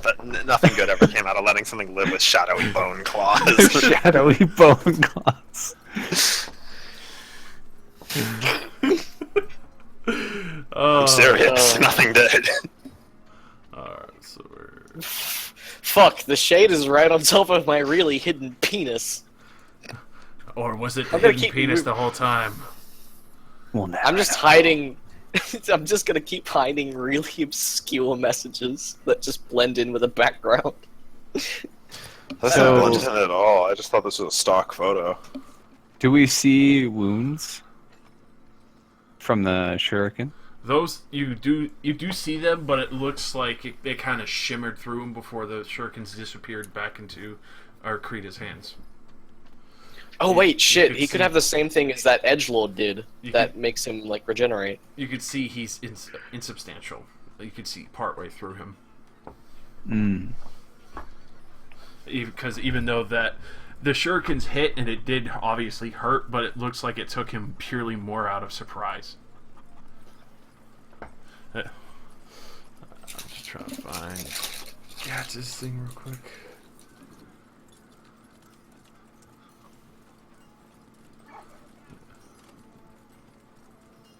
Aw, ye boy. Alright. So. Alright. Oh, we're beginning the murder? Yes. So I just roll a quick initiative. Alright, I draw the great bow and stake it in the ground. I activate the at-will and the Mind Iron Great Bow that turns half its damage into psychic. I don't even know how insubstantial works, I just assume this will help. Mm-hmm. And then, I guess let's use Twin Strike on it? See, there we go, there's some damage. Holy shit. Fuck you in particular. Very, very nice. Those are both definitely connecting. Okay, so that's 3d6 for the crit. Okay, Alright, so 19 that should be 24, 31, 49, 60. So as you see your arrows sink into this ethereal shadow form, kind of gets stopped halfway as it blows humongous circles into it. You can see the wisps start to reform as it's trying to maintain its ghostly substantial form in the daylight here. You can tell there was a good amount of damage, but not all of it went through directly to it before its body dispersed, letting them through. Ooh, so he's like predicting the attacks. Mm-hmm. I know all your moves, Naruto. He's fast. He's slow. Alright. Is that all? Yeah, that's all I'm gonna do. Okay. I'll shout out to it. Who do you serve, creature? As it kind of looks to you, and It's very, very strange. He points to the black iron crown on his head that seems to maintain most of his form. And you could actually see the insignia, same as the book that you saw before of KP. And then you could see it now poises to strike at you, you know? Oh shit. Okay. We should have murdered him! I told you all! I told you all! Why- We should why- have killed Kuposhak! You know, I'm gonna be honest, it's probably only attacking because brought out the box. Honest to God, Kuposhak probably knew she had the box anyway. I mean, yeah, but he That might not have fucking been needed sure. to die. Because, I mean, if he knew that we had it before, he probably would have had the shade attack us way earlier. Well, now that he knows we're here, he's gonna just send that fucking dragon our way. He's just riding on the back of the dragon. Never-ending story! So, anything else, Paracelsus? I had my turn. Alright. So, let's see. Alright, so it's as you ask this question, it points to the crown and now quickly reaches out with its claws to try and grip onto your already hurt arm. Oh god. So this is going to be versus your reflex as it tries to lash out. Okay. That'll hit. You're armed and dangerous. So, We need to change that. for 8 damage. Is it necrotic? Nope. It's just the brute force of the spirit grabbing onto you. Okay. Trying to pull you closer. You can see it's trying to grab at the location of where you have the box as it kind of grabs onto your arm. Okay. Yeah, I just kind of grit my teeth and get ready to swing my scythe at him. You'll never have it. Alright, so as you do that, you can hear just the very low hiss of multiple souls that have somehow been bound together at that very statement. Jesus Christ. We're attracting some really dangerous people.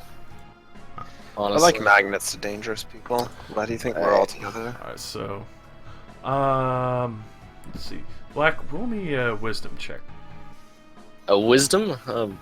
Okay. Let me just look at my character sheet here. Should be You vomit.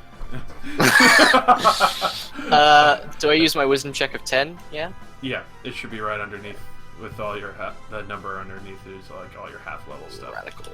1d20 plus 10. 1d20 plus 20. That's... Yep, okay. That is not wise. Alright, so through this massive amount of fog of all the commands that have been mixed into your brain, jumbled around, you finally start to see through most of it and come to your senses, and you're now surrounded by two very strange men poking and prodding you, healing you over, but you don't know better right now. While near naked. Yes, while you're almost bare-ass naked in a camp full of mostly men. This is college so- all over again. So, conscious, yeah? Yep. You see the Okay. very strange masked man as well as the other one holding a light over you. It's very eerie in a way, but you could feel like a healing presence. You see a lot of all your wounds have closed over. Where's all my clothes? She'll sort of look around, and I guess, can I spot what's happening over here? Is it a bit too far away? Oh, you can see see it clear as day. A lot of the See clearly now. oh god. So you can easily see. I also forgot to roll the oxens. Well, actually, no, he'd be kind of more shocked just because he hasn't seen something like this yet. But, that's true. So, where is it? I guess since I don't have my crossbow, I don't really have You got your a power lot I can do fist. outside of. Yeah, I guess I could. Have we had like a short 5-minute rest? Yeah, I'd say we have. For that, yeah, I don't know. definitely.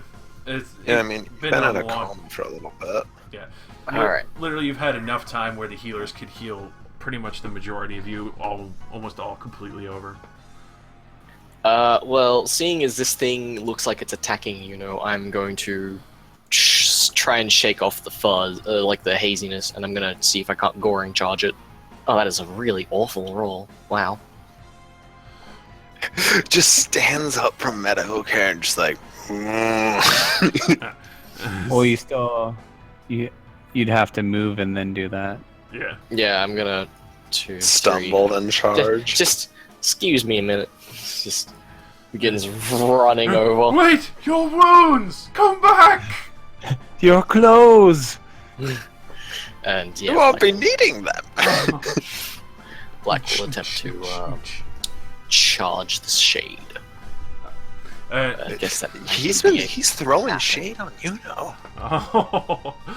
So, as you do, I would say you get over to this square because he just kind of puffs out in a cloud of smoke, and you go through him, and you don't. crashing into a tent. Yeah, and you take down half the tent now, and it comes down around you, and everyone can see now this fucking ghastly wraith trying to grab onto Yuno, trying to get the box from her hands. I meant to do that. Audience As- lost. Just As you Just stand up playing. and you're wrapping the tent flap around your body, like as makeshift clothing. I meant to pretty do much. Yeah, I meant to do that. That'll be my turn. Yuno, it's going for the Alright. box. Is this an undead creature? You know definitely. Okay, I'm going to punish him. First, I'll mark him as my oath of enmity. Put him in your rubber spirit gimp outfit. Oh god. Oh god. So 30 versus AC. Definitely connects. Okay, so this is radiant damage, and it's 31 unless he's bloodied, and it's more. So you do. As you connect, sweeping your scythe across the wraith, the burst of your god's power radiates through it, and you can just see it reel back, shrieking as it's no longer attempting to grab onto you, realizing the folly of even trying to fight you head on with that kind of power. You can tell that you heard it completely with everything that you had there. Nice. Metal to the metal. That actually bloodies it as well. Sweet. I think that's all I will do. So, soon as the tent goes down, you can see Hogtie pulls out these two elegant katanas. Oh my god, Hogtie, you monster. As he looks to the wraith and just yells out, "Get stuck in, brother!" And charges forth. You can see him swinging both the katanas end over end. He very obviously skilled in the way of the sword. In the way of the blade. While you were off collecting souls, I was studying the blade. So first attack and the second attack. So second one will actually miss. I'll be right back. As he just artfully cuts through part of this wraith. Does he get a +2 for flanking? That would still not hit its AC. Okay, and just But That's good. a pretty impressive AC. Kuposhak invests in the quality, not the quantity. Sometimes. And oh, jeez. As you can see, chips away another wisp as it kind of deforms and reforms, trying to minimize as much damage as it can.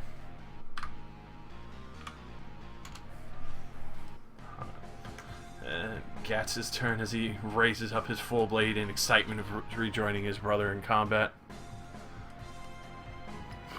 He's gonna charge forth with a devastating strike. Should have it listed. No, that's the picture, not the journal.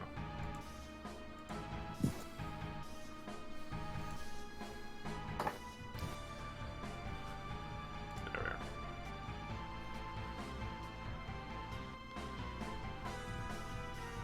What the hell?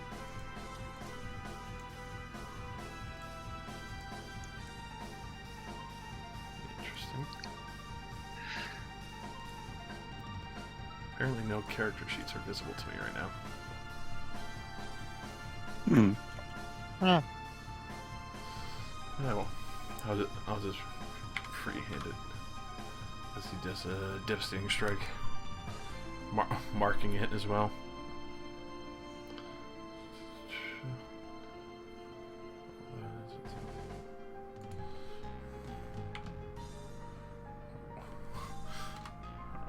So 2d.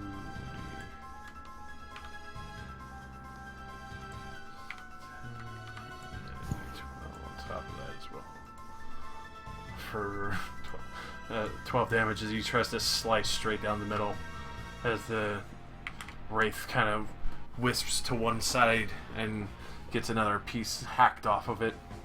You can see it's now starting to panic as it's obviously in a very tight spot. Kinda. Alright, minor wild shape.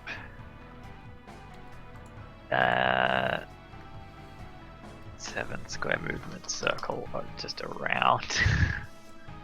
I can get down to here.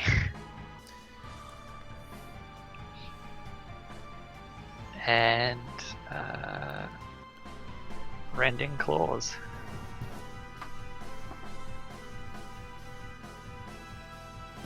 Very nice. So,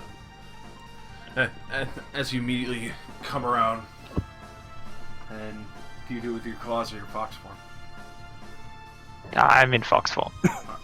As you immediately start biting into this wisp, you could see it starting to return back to a misty state, trying to get out of the maw of your maw and teeth, and prevent from being completely gnashed up.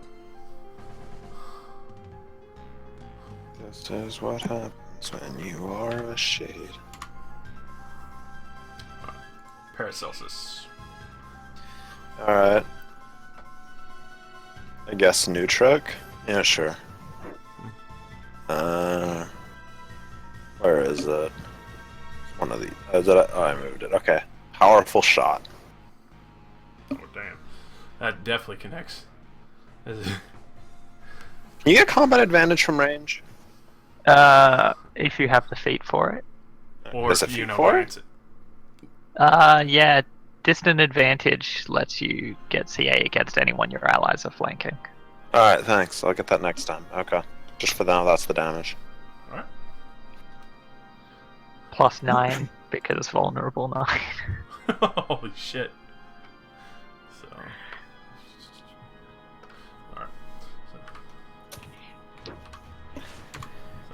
Alright. As you see plumes of smoke starting to break off of this, and you now see the black crown that had been pointed to before starts to crack and break the more of this ghastly wraith starts to disappear. Was that all? Yep.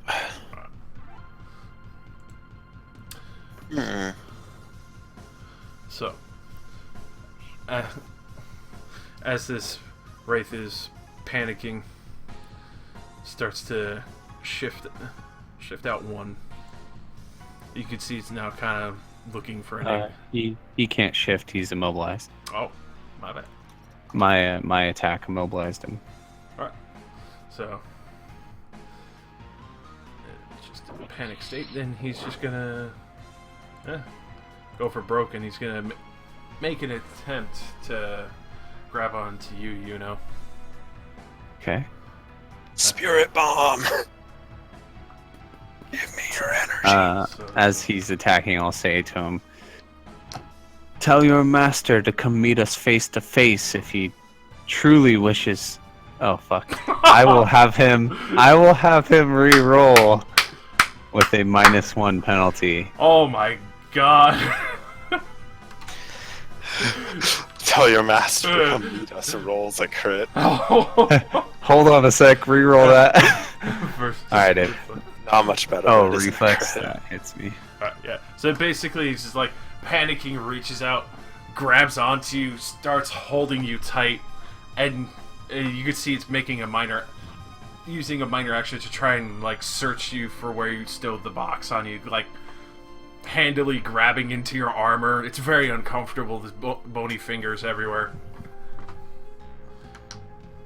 You can see it's desperately trying to get the box at this point. Is the last desperation.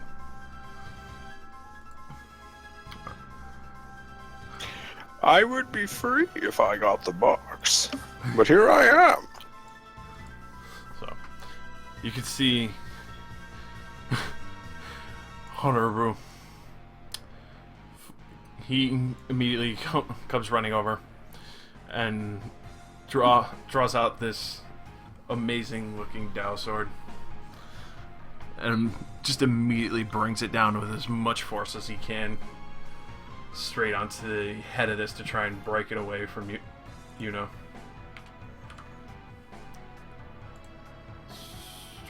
Wow. Actually misses as he's trying to be more careful and not slice into what seems to be Hogtie's ally right now. So, Black. Drugs. I'm gonna have to be really quiet for this one. So, sorry, just 1 second. I'm just gonna Battle's Fist Smash. 21 plus AC. Let me smash. 23, that will not hit. Okay. That'll be my end of my turn. Alright. You know, you are grappled by this creature. It's now panicking, grabbing you all over, trying to find the box in desperation. Yeah, I don't. Unless he can pass through my armor with his hand, I don't think he can get it. No, it's very annoying bony finger pokes. Well, It's like you're being groped by the Skeleton King. Yeah. Right, but it's armor. I don't think I feel it too much. No, you just feel it in like the areas where chainmail is. It's just more annoying. Yeah, I can sense his desperation. Does he say anything, or can he even say anything? I don't even know. You're not sure. Okay, well, he didn't when I taunted him. You could try. What was it?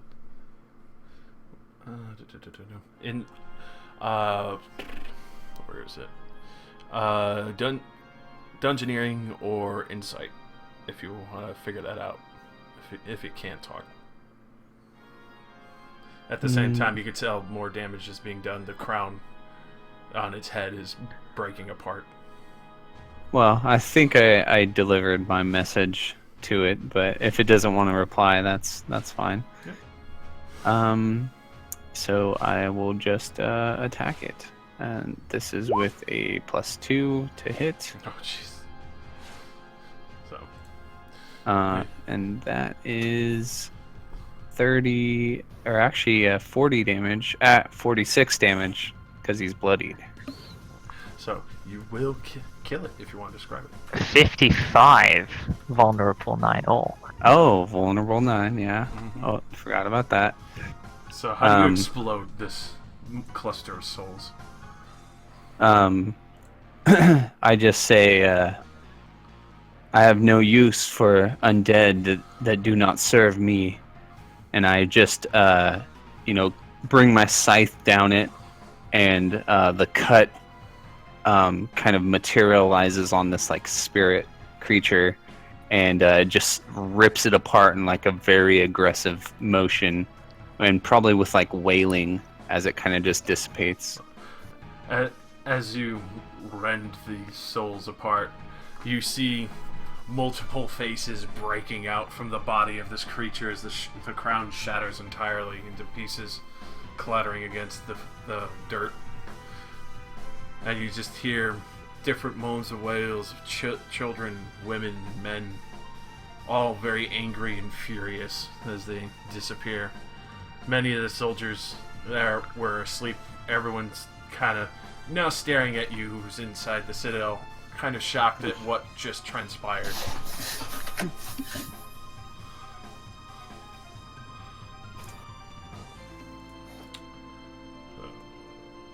Well,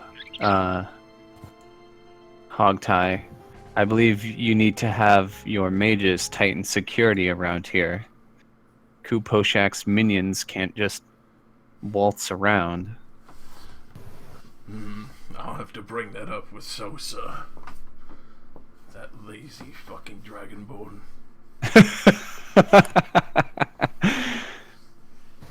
That's funny. Yeah. But he looks around, sees all the soldiers as you were, and he kind of waves for you to come closer to the wall, a little further away from prying eyes and ears. Don't worry, we're just like 20 feet away. Right down the road. Right around the corner. Just on 5th and June. Be careful you don't fall off a cliff and die. Oh no. It'd be a real shame if something happened. So, at this point, he kind of leans in. We haven't seen anything around here like that. We've dealt with some of the undead, but nothing of that caliber. Of course, it was stealth. We barely noticed it. Hence why I mentioned you should tighten security. You said you met the Kuposhak. Yes. Where? In the marsh that you described. I believe, right, Josh? Mm-hmm. Yeah, so I say that. You can see he contemplates for a good minute. He seemed to have some kind of dwelling there. I believe he mentioned that. And also there was a dragon. I'm not sure if he is aligned to it or not.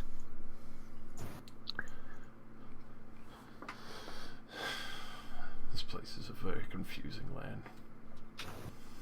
There's too much going on in this small little area. It's very concerning right now. And we just need to get rid of him entirely. He's a threat to all of it. And he looks over to Arakita, kind of steps over. I want you to go out, find rest of the TIE fighters. Oh, thank God I'm out. Okay, sorry about that. And Okay, so essentially what happened there, sorry about that. I essentially got a bit trapped for a moment. what the fuck?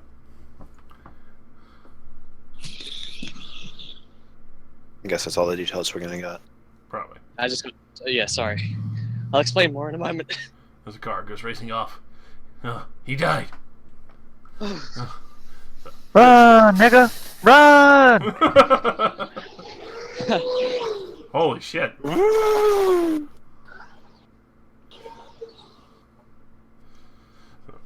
He goes to Arkita.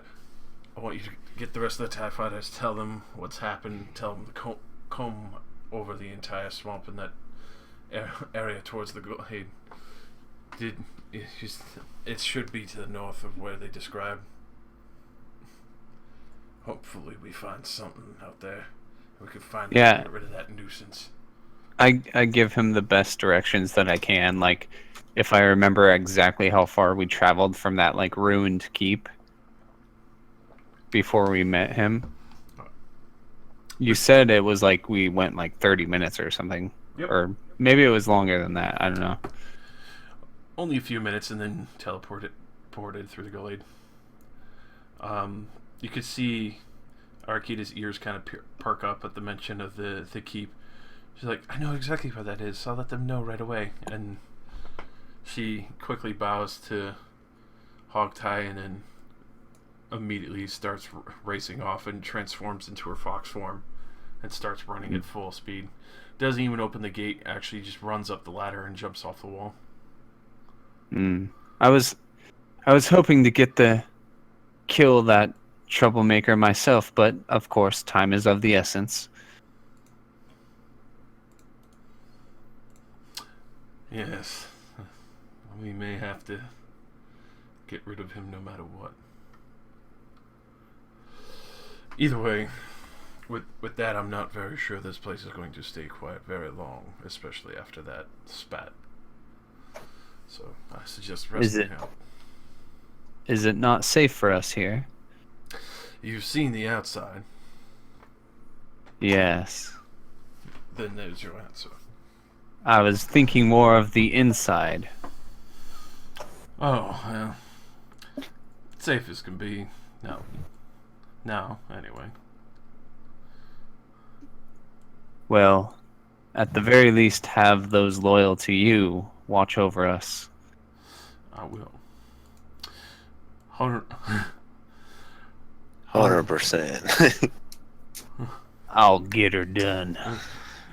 Oh my god. Haruri Nobu. You watch over them all. Haruri Nobu is one of my most loyal bodyguards. I've been able to trust him with my life every night. And Thank you. You can see the Oxman kind of looks at all of you and just gives a grunt and nods his head and pats the sword on his hip. Man of few words, but efficient work.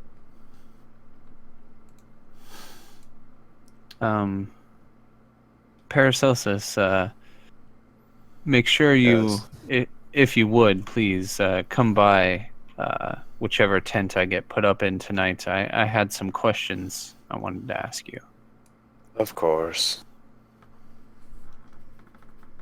And with that, I guess we would make for the tents we were assigned.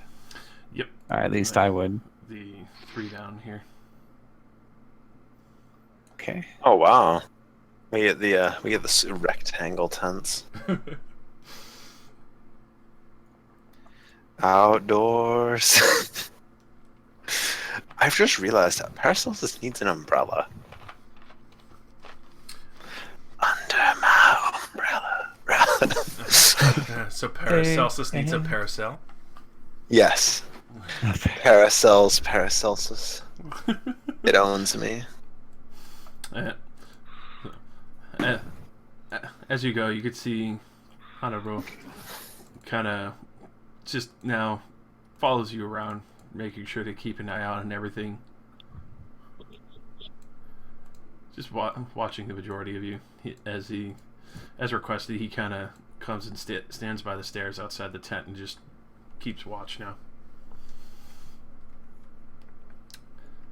As well as for those of you who are walking away, you could see Gats and Hogtie were having quite the eccentric and intimate conversations of blood, gore, and past lives.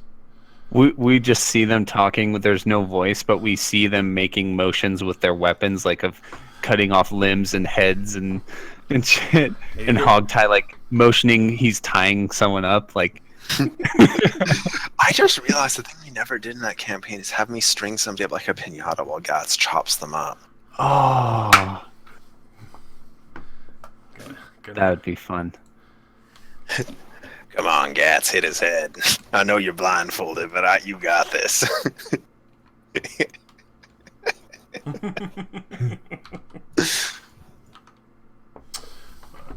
So, You can sense him, I know. as the day winds on, you can hear mixtures of soldiers coming and going, the gates getting opened and closed repeatedly, as well as Black. You finally get your clothes back, I assume. Yeah, I think they're probably in the bag of holding. I'll give them back once we're done with the other fight. Yeah. So. So, yeah, everyone finally gets that. You can hear a few other people sitting there talking like it's almost odd and hilarious because they're like, I didn't think there were other Ox people. You think Kawasaki's got a chance at that?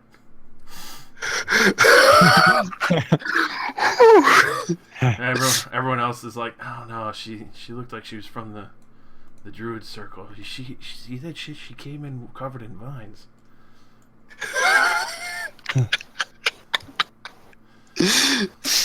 Nah, man, you don't ever want to get close to the druid chicks. They'll mess you up. Man, I hear they put seeds and shit inside you. Fucking weird Oh, shit, God. man. Turn you into a fucking tree. No, man, that's because it's making you as hard as wood. What? I don't want to have high wisdom anymore.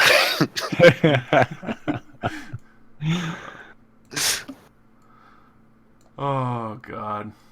So, Stop passive perception as I begin hitting my head against the wall. Please stop.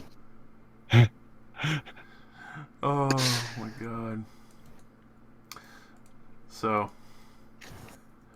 as the day goes forth, you can hear a few more arguments between Hogtie and somebody else. It's not my fault invisibility spells were never part of this. It was only supposed to be stupid fucking Oni that would fail around here. Fine, I'll have them look around for fucking shadows too. As if we don't have enough to fucking do. Yeah, people aren't fucking paranoid enough in this goddamn area. It's not like things are always trying to kill us. Shit. The dragonborn. Funny. Alright. So, after a good while, even though there's a good amount of fresh air, being close to these stalls, you can kind of smell this very foul stench. Like a rotting corpse. Who? All of us? All of you, if you're by the tents in this, what used to be the barn. Hmm.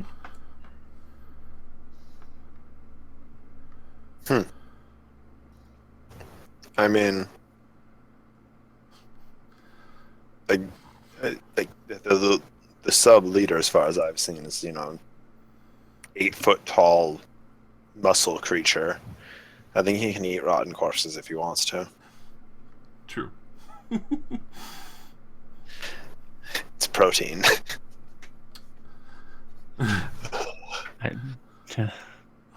God. So, Fish and chips. as the day carries on, a couple more trainings go on. Gats finally goes and settles down. He doesn't go into a tent. He goes and just flops down into the hay. Just vaults the fence and just falls face first into the hay. Finally gets a nice sleep in. You can tell tensions are high as it starts to become nightfall, especially after what transpired. You hear a few whispers here and there, like, I don't know. I'm expecting some weird shit tonight, man. Especially after a fucking shadow leaping out to attack those people who came in. I've seen skeletons roaming around, but not fucking literal shadows.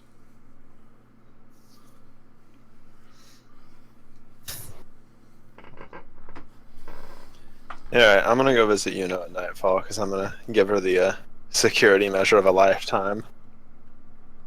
All right. Yeah, Before okay. that happens, Josh, did my question get answered? Yes, and in that time frame, you. Where was the fucking name? I just had it. Brain fart. Actually, that's what it was.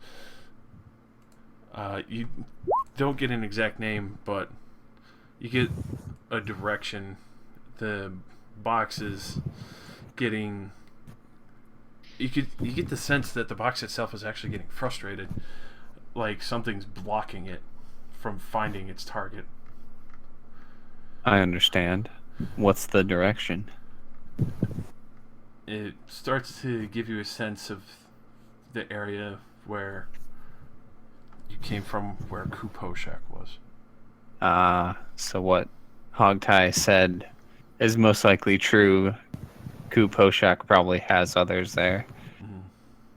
He's protecting them. I'll, of course, inform Paracelsus of this as she walks in. Hmm. It appears that is our objective after all.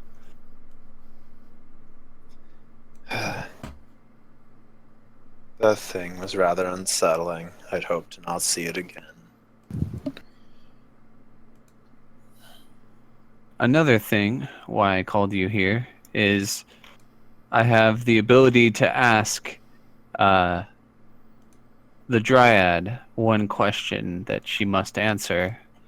I was looking for input on the best question to ask. You see, I'm in need of money for a ritual I want to complete, and that would be my first, first thought, I suppose. You know, You know. your choice of name was very poor. There we go. Okay, I think I'm back. Hang on. Hmm. I would have to say that we do need There we go. money. There we are. Okay. How should I phrase the question? I feel that it's going to be important. Considering how many people she killed, probably phrasing it along the lines of where is the greatest treasure to civilization buried in your lands? Because she's a dryad and probably thinks the greatest treasure is Sundown Tree. Yes. Thank you. I totally would have fell for that. Yeah. Okay.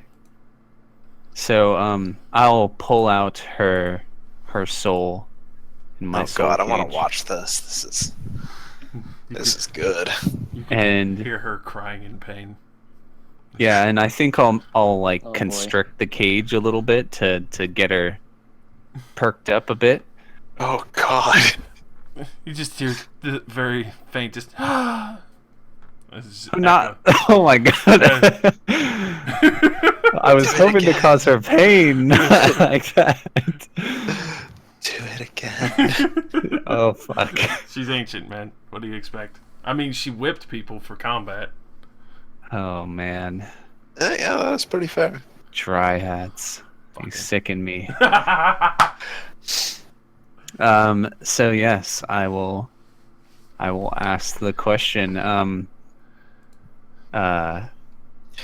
As much as I love keeping you around, Dryad, imprisoned here, I do have a question for you. So I say, where is the greatest treasure that would be of benefit to civilization buried or stored that you know about?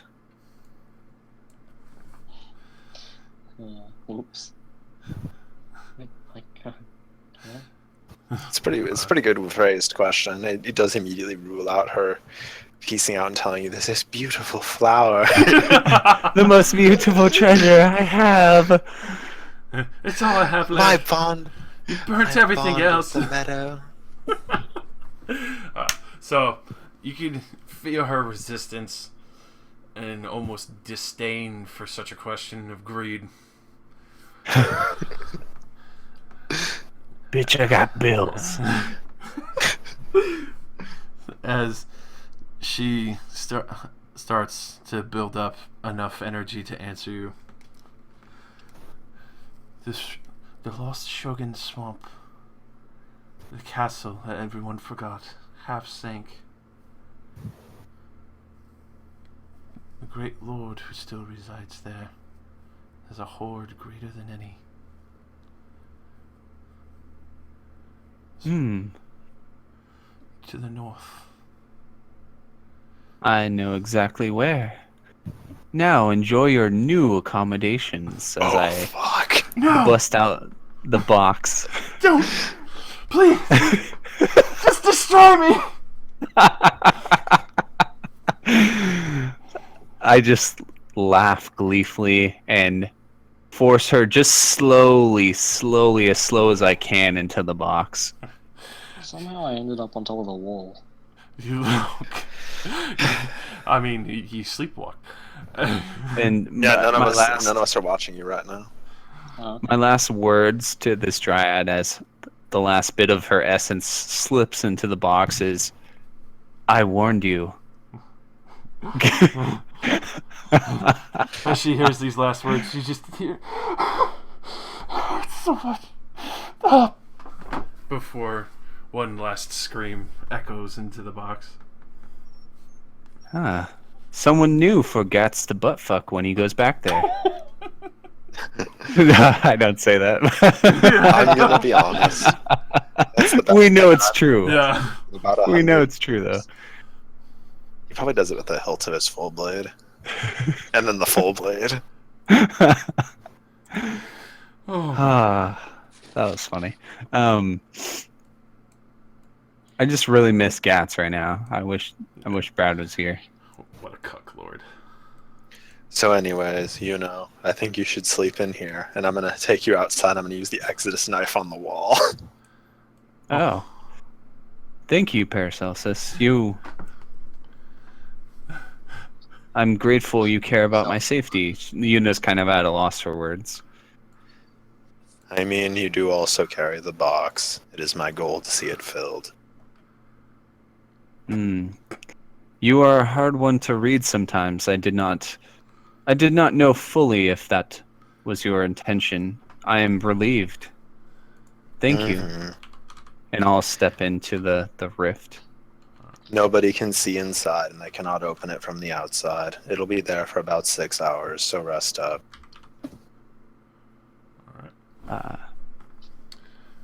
Just gonna Welcome to the, sleep.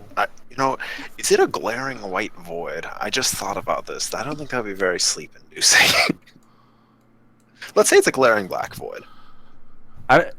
No matter where Yuno is, she's going to pass the fuck out from exhaustion. But yeah. Either one. Oh, that's cool looking. Embrace new role. He embraces you. Which style do you want me to set the blade to? I have bright and I have dark. I also have something called pink. Oh. I do not like pink. Oh. That's pink. That is probably what I would consider as the pink setting. Seizure inducing. I have to go make sure Black doesn't walk up the wall, then off the other side. It's a bit too late for that. She's kind of Not sleeping is a lot of work. She's just gonna dodder about in her sleep. You can see a couple of the soldiers are watching, almost amused. If you take a few bets of like where she'll wander next. I won't interfere as long as she doesn't actually start to do something to injure her. Soldiers will bet on anything. Hey, Um, gotta kill the time. I bet I'll piss longer than you. No, I'm gonna do it on the forge, mate. Watch that shit steam. Forge Master turns over. What the fuck are you doing to my forge? You're cooling it off, mate. What the fuck's wrong with you? The minerals in piss make this coal useless. Oh oh god. boy. I was gonna say, I'm just waiting on Josh to confirm something.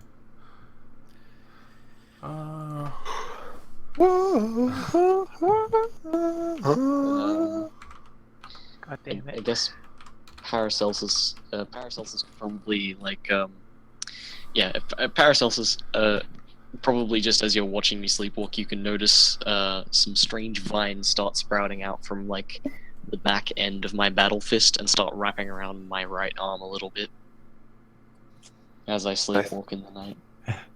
I think she's part vine now. That's neat. It's sort of like fusing the battle fist to my arm, which, not ideal, but it's there now. So now you're part metal, part flesh, and part vegetable.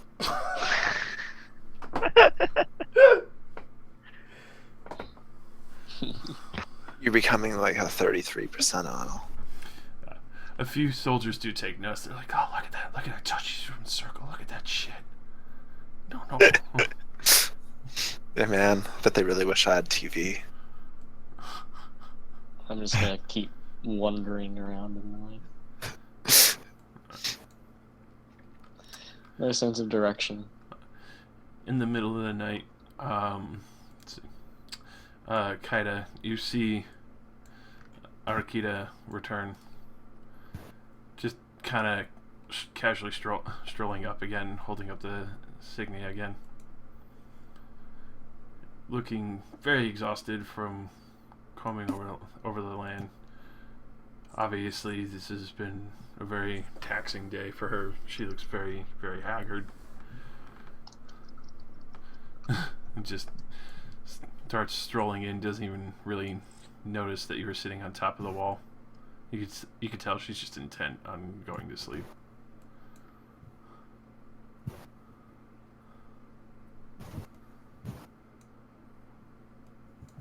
Kaida, are you like perched on top of the Oni like skull that hanging from the thing? I mean, that depends on how high up these skeletons actually are. Because there's little wall rivets here, and I was just sitting on top of that. Oh, okay. For a lot of the Onis, some of them are just barely hanging off, but they're still about 10 feet below the wall. Yeah, well then my feet wouldn't even reach them. Sigma. Sigma, protect. So, between the middle of the night and day or so, you're not entirely sure what time it is. You can still tell it's dark out as the stars kind of fade a little. And there's a bit of noise and banter going on. You don't hear anything, seeing how you're Don't hear anything. Yeah, you're relaxed. You're nice and relaxed in a comfy time and vortex space. Basically the wall that it was drawn onto, you can still see through. It's like basically a Oh. window. Yeah, but But- can you hear? No, Exactly. I'm just saying you can still see if something happens to pass by. Like a massive oxman. Oxen. But there's a bit of a ruckus. You can hear a couple of soldiers pointing out, and for those of you who are not on the wall and more towards the middle of the encampment, you can hear what sounds like a woman screaming in pain and just asking for help.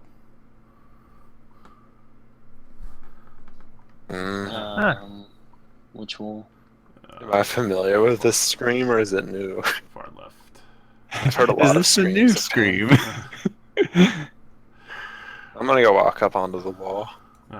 You can see a lot of the archers and everyone else. They don't seem armed or anything. They seem to be trying to scout out the edge of the forest itself. You could see a woman on the ground, and her legs are half in the bush, completely bloody. Her body looks very beat up, battered, and bruised. And you could see her trying to reach out and try and get help, but then she just kind of slumps down again, grabbing her ribs. Who look like she's racked with pain. I take out my map of orienteering. Is there a close city to here? Close to here? No. Yeah, I'm not buying this shit that she's a person. Where is this? Oh, right. I see her now. Never mind. I'm gonna go ask one of the archers. Does anybody live near here? Just Oni and undead and the dryads, unless this is one of their slaves. Many of the Oni keep to the underground, though. But the Dryad don't. I'm gonna be honest. You really think that's actually a person? Oh, look at her. It's just a woman. On closer No. examination, she has green skin. I'm more worried about an Oni coming out and chopping off my fucking head if I go out there. Black is gonna continually sleepwalk as no one has bothered to wake her from her trance. Why would I wake you? You're sleepwalking. I'm going to attempt to. Is there like a gate along the left wall? No, it's on the Right there. That's a ladder going up. Okay. Alright, Josh, I'd like to make a perception check. Yep. What race does she look like? Well, you have night vision, right? Or no, Peeps does. Peeps has night vision. I'll ask Peeps what it looks like. He. I can understand Peeps, so. He. Oh, you can. He actually starts describing like a lot of these other people. Squinty eyes. Whoa, peeps! I didn't know you were racist. Peeps is a closet went racist. there. That's why I never tell you what he says. He's just like a dead serious racist, but he sounds like really gleeful and fun. Let's not make that a thing. I like it.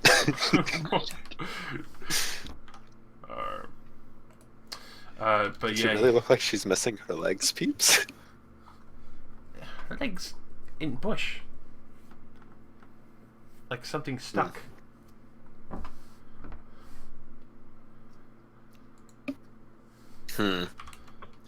Now, part of me wants to say against my better judgment that I'm gonna go look. Against my better judgment, I think I'm gonna go look. All right. Alright. Potion bandolier at the ready.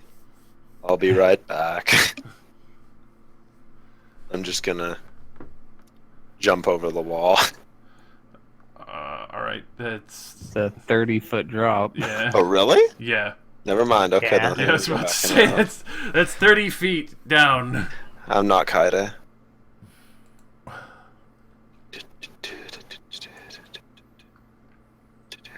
Wait, what am I doing? Yeah, Potion isn't there a gate at the bottom? There's two Oh, doors. okay, that works too. It's like 50 gold and I have a ton. Oh, damn. I'm just gonna walk through the wall.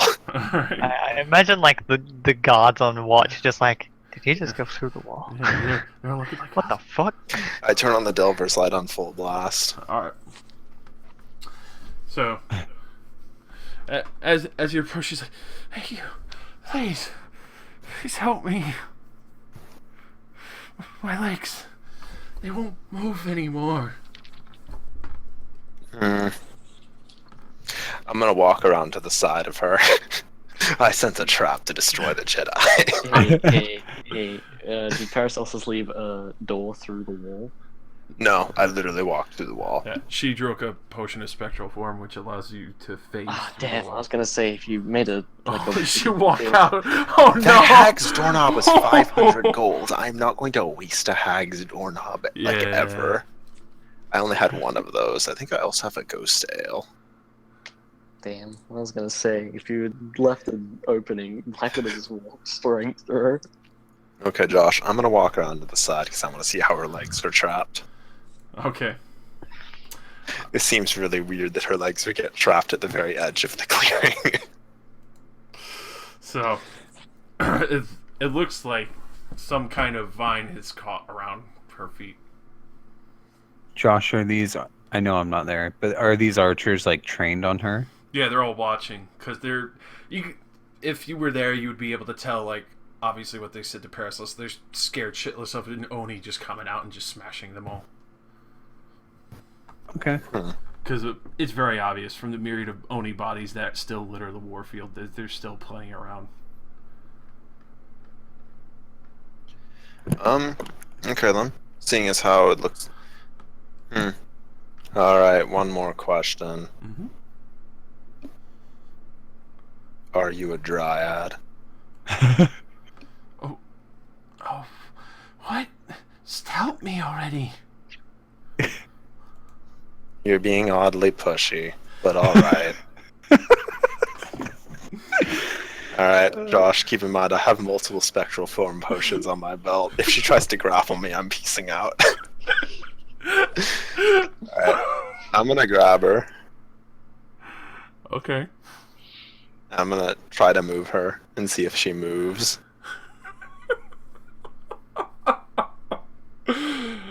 Are you a dryad? Oh my god. Are you a wizard? I'm so sorry, Nick. I know. Yeah. As it turns around, she's trying to hold on to you. She's gonna try and bite you. Wait, okay, this isn't actually her. This is just something attacking me. Oh fuck. Okay, never mind. Oh my Really? god! Yep, I should have just shot it from the wall. Surprise, motherfucker! That's horrifying. That's disgusting. As she tries to pull you closer towards the mouth and lets go as it bites at you with a surprise attack. I'm gonna be honest. You got the short end of the stick here. I'm made out of metal. I don't taste very good. Oh, I mean, that's gonna hit. oh god. Oh fuck.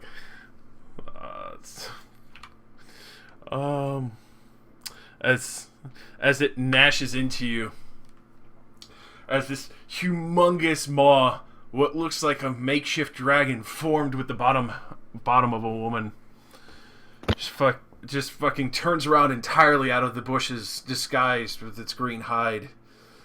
This huge, dripping, tooth-filled maw bears down on your body and sinks into your metal hide and starts melting and corroding parts of your plate as you take 12 acid damage from the bite and 10 ongoing acid save ends as it starts to corrode into the very essence of your construct. Asshole. If this thing was smart, it could make some pretty good money if it just took that in with the desperate soldiers. This is the treasure.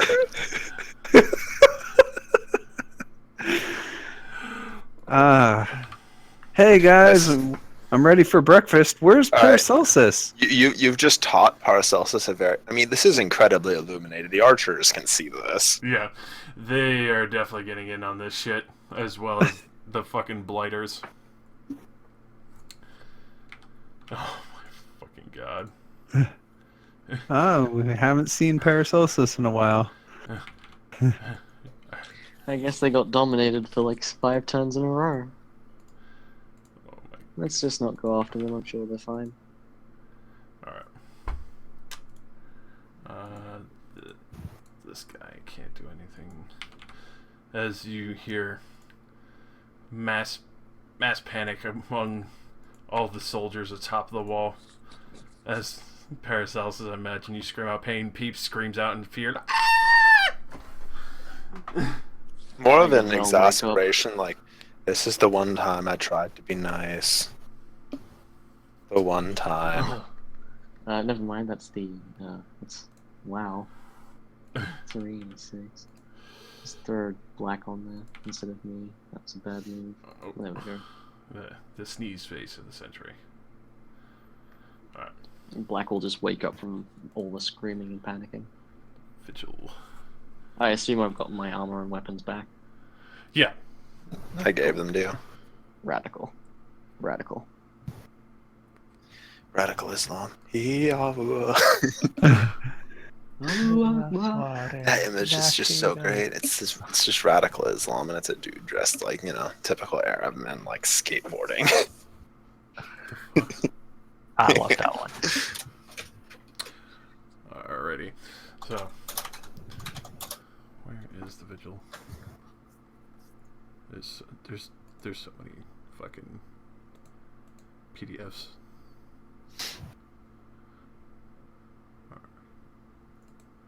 There we are. Thus, there we go.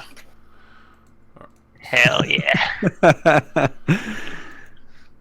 Oh, that's funny. I mean, I didn't want to metagame there, but the second somebody's called Distressed Girl and appears at the edge of an encampment, that is like an almost universal sign that it's an evil creature. Yeah. My legs are stuck. You have to leave safety to come get me. I'm surprised you even walked to the goddamn side of this thing and it's like, oh yeah, it's caught on a vine. She doesn't have any fucking legs. She is a gigantic monster. Yeah, where the fuck did I see some vines? I'm calling BS. She's totally a dryad. No, I'm just wondering if it's sentient. If it is, you know, you might want to propose my business plan. I'm sure they'll feed it. I mean, it's over for her. We have the high ground. Oh my fucking god. I mean, look. High ground, Right, you know. high ground, Alright. low ground. Oh my god. What time of night or day is this? For this, it's like the pitch of night, so, but Paracelsus turned on her high beam. Yeah, and I got woken up from all screaming and panicking. Yeah. Oh, okay. From my sleepwalking. So it's 16. As you see an arrow immediately loose, like, Monster! Everyone! To the western wall! This fucking deathly temptation keeps bearing down on you. The extremely hungry and ever so ravenous dragon half.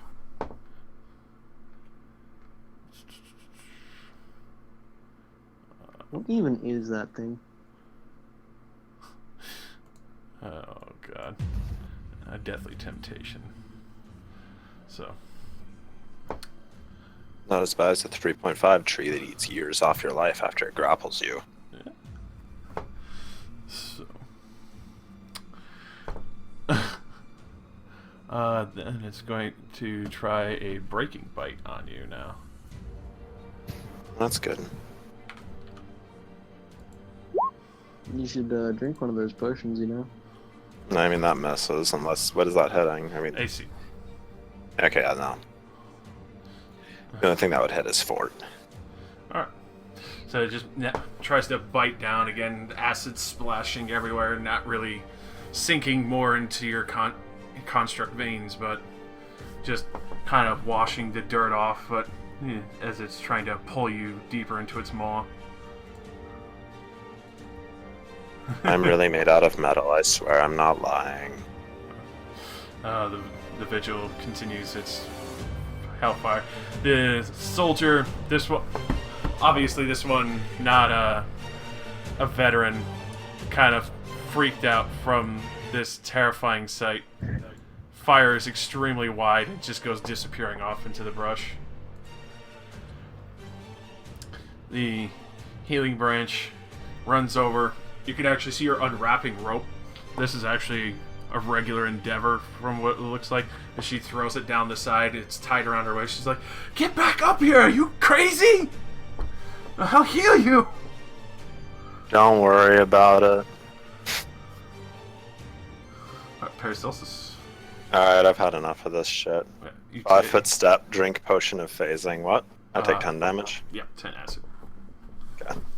5 foot step, drink potion of phasing, going back through the wall. Going back to bed. I action point for an extra move action to just go through the wall, since it ends on my otherwise you turn. would have materialized in the wall and died. No, I just would have gotten ejected to the other side. Alright.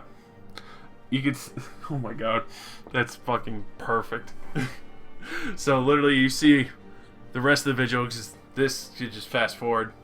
Because you know that something like this is not going to try and climb the fucking wall with arrows hailing down on it. You could hear the loud hiss and roar of this creature. And then suddenly tree branches and bushes being crushed and snapping underneath as it races back into the woods, as you can hear the woman crying out, like, "No! Go back! Don't leave me with it!" That's fucking hilarious. You've now added to my long list of things I just trust in D&D. Distract woman. Oh my god. Alright. Alright, I'm back. What happened? Paracelsus, ran how back do you through get the away? wall. Oh, he just ran through the wall. Fucking another spectral potion. Oh my Like god.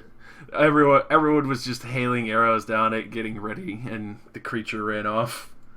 the thing has sentience? No, The it just woman? says the same lines. It said the same lines when it was running away too. Oh, Said okay. It literally said, like, "Wait, come back! Don't leave me with it." She's very clearly attached to it. I mean, I don't know how that line's supposed to work. Oh god. So I am now officially done being helpful, I say out loud. The next distressed woman I meet, I'm going to murder. So, in the middle of all this commotion, Kaida, you go and wake Arakita, and she's almost kind of surprised. What are you doing? And you could see she kind of freezes up for a moment, just staring very, very, almost longingly at your face.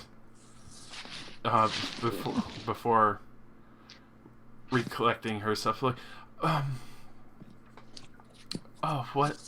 Why did you wake me? Well, there was something happening, but seemed to have quieted down quite quickly.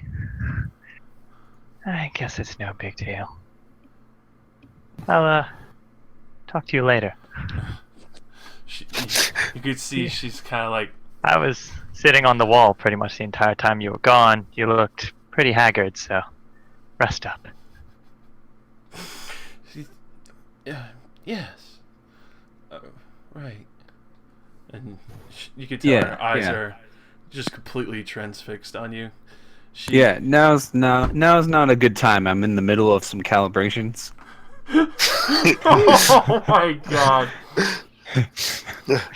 Shepard, now is not Yeah. really a good time for me. I'm Calibrations. calibrating these calibrations. Calibrations. As you walk, I have to calibrate these bricks. yeah. And as you get up and walk away, you can see she kind of like puts one hand over her chest and like kind of squeezes the leather of her armor. Heh.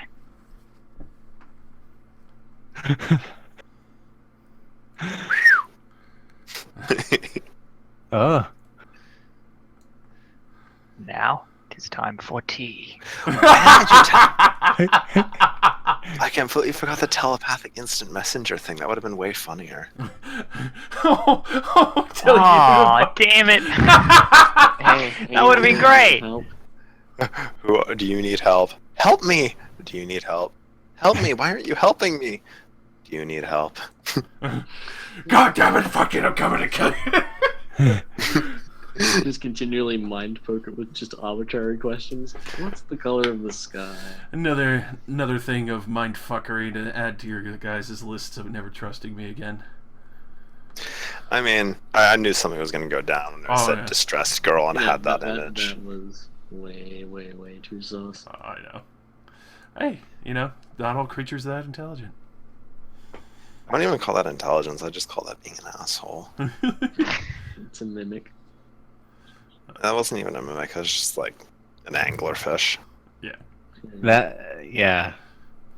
Props to you, Josh, for continuing to add to my nightmares. I can't wait. Until Every campaign, every session. Are we going back to a dollhouse? Oh yeah.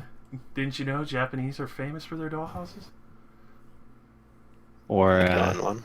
a crazy or a freaky sex slave in a crazy outfit. I'll never forget that guy. Oh, I was tempted to bring him back for this one, but nah. But so after a brief, noisy expedition in the night, and kind of visiting Arkita to make sure she was all right during the brief skirmish, what seemed to panic many of the soldiers here, the sun starts to coast over the edge of the trees, and the very light and cool mist of the morning dew starts to settle over. The smells of all the fresh burnt bodies and trees have faded. The rot still lingers a little bit from all the bodies in the field. Do I need to make a save against my disease? Yeah, I was about to say that. Like, you could get assistance from before you make that check as well, and also you still have the +2 from what the alchemist did. And I have a +2 from my amulet that I've had since like So a you really have, early level. all right, so you have +4 to that check, as well as whatever can stack on there as well. And that's What endurance. do I It's a heal check. have to roll heal? Yes. I'm actually not good at it, but okay. Oh I yeah, rolled- you fucking nailed it. So you have a +6 in total. Okay, so. Okay. Isn't it for diseases when someone's giving you aid, you just substitute the higher of either their endurance or your heal Yeah, check? it is. All right, so then effectively It's you with would you help Paracelsus get rid of her disease entirely. Yeah. Not that effective, my ass. Yeah, I just turned it off, turned it back on. Woo! You just absorbed all the necrotic rot off of me. You feel it coursing through your arm now. I think that would probably empower you now. Yeah, it probably would actually. This fuels me. This is my fetish. Oh, God. Execution order 65. Oh no. Yeah. What number off? Oh god. So So we're all awake. yes, you could see. Keep in mind, 6 hours into that rest, you got violently shunted out of that place. So I hope you rested well in 6 hours. Oh my fucking god. Interesting. Okay. I mean, I'm just telling you how it works. Yeah. Honoro put you in the tent while you were asleep in your bag, heavily but gently. A very gentle beast. Okay. Gentle Black beast. will approach you. Oh, it lasts 8 hours, actually. Never mind. Oh, wow. So you'd be fine. What'd you say, Black? I was just going to say Black will approach Yuno, and she'll seem much better than before, apart from the weed vines growing out of her, where her battle fist used to disconnect from. So, like, there's vines wrapping around the beginning of her arm, and, like, the battle fist itself. Ah, good morning. Morning. I see you've re-equipped. Yeah, I don't know what happened back there. I just got a big blank in my head. One minute I was in the cave, and next minute I'm here. Wearing, vines. It gets a bit tricky to move. Better than Uh, nothing. Well, I'm sure the others have filled you in on the situation. Nope. I'm just gonna assume that we're supposed to be here, so that troubles me less. Yes. We'll be leaving shortly. We have a new target. Gotcha. Are we gonna go to that castle that we found out about? Yes. First. Since it's kind of near to our target anyway, I figured we could go to the castle first and get what's ours. I suppose we're going to go after that gnome fellow we met in the swamps. That is a very good guess, and yes, in fact, we are going for him. It I had a appears, feeling. although he is not one of my targets, he is harboring them. I was just saying that on the off chance because I remember hearing something along those lines while I was kind of sleepy. Something about some gnome. So I just made a good guess, I guess. She'll look at the Yes. vines that are on and try and pull one off, but she'll yelp. She'll give like a small yelp of pain and just try and shake it off. It will be a most enjoyable kill. Ku Poshak, for all he's done. Josh, can I reasonably infer that book is his now? Easily.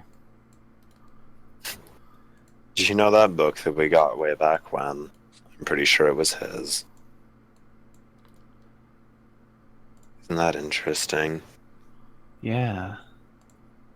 I thought Hogtie kind of clarified that for us I earlier. didn't ask him specifically about that. He just said it was Ku Poshak that did it originally. Uh but Which he yeah. only ever gave us the last half of his name, so I mean...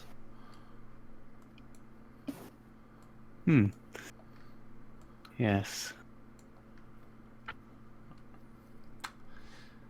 So, as it's early morning, Kaida, you're visited by Arkita, and she's brought breakfast for you. Oh, good. I mean, oh, thank you. I mean, Oh God. So, as she approaches, she almost gingerly. I hope this camp's breakfast is good. eat up. It's literally dirt. It's fried dumpling with seasoned rice. Holy shit, where do they get their chefs? It's easy to assume that the three cauldrons there keep cooking all day. Because he's an animal. That's the obvious answer. Oh. Where the fuck is he? We need our Gats player. Yeah, God damn it, Brian. He's too busy getting his dick sucked.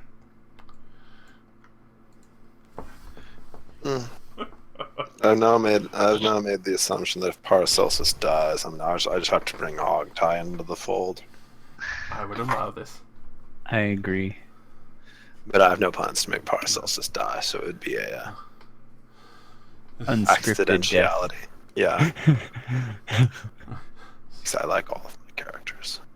So, as Arkita hands you the food, Kaida, she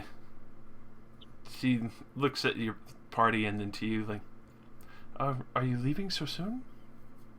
You haven't even met the leader. I'm sure he would like to at least make a proposition to all of you. She looks, Leader? yeah, very, very sheepish. You could tell she's not very good for conversation. Yes, Tenno. Oh, right. I feel that would be something more the others might be interested in. I am more tagging along. So I do enjoy helping them. Tagging along? There are people I'm trying to find. Oh, I was hoping Who are you trying to find? We'd run into them, but it seems that we must be going. Oh, okay then. I hope to see you around. Not sure about that. Don't know You're if not we'll ever letting be her coming down back this gently, way. Rozzy. Don't get your But, fucking hopes up, bitch. One moment.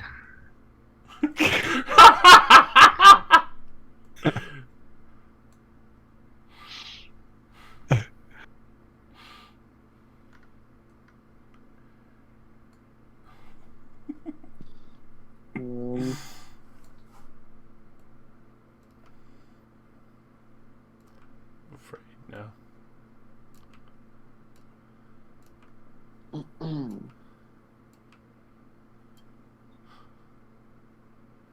Sleeping.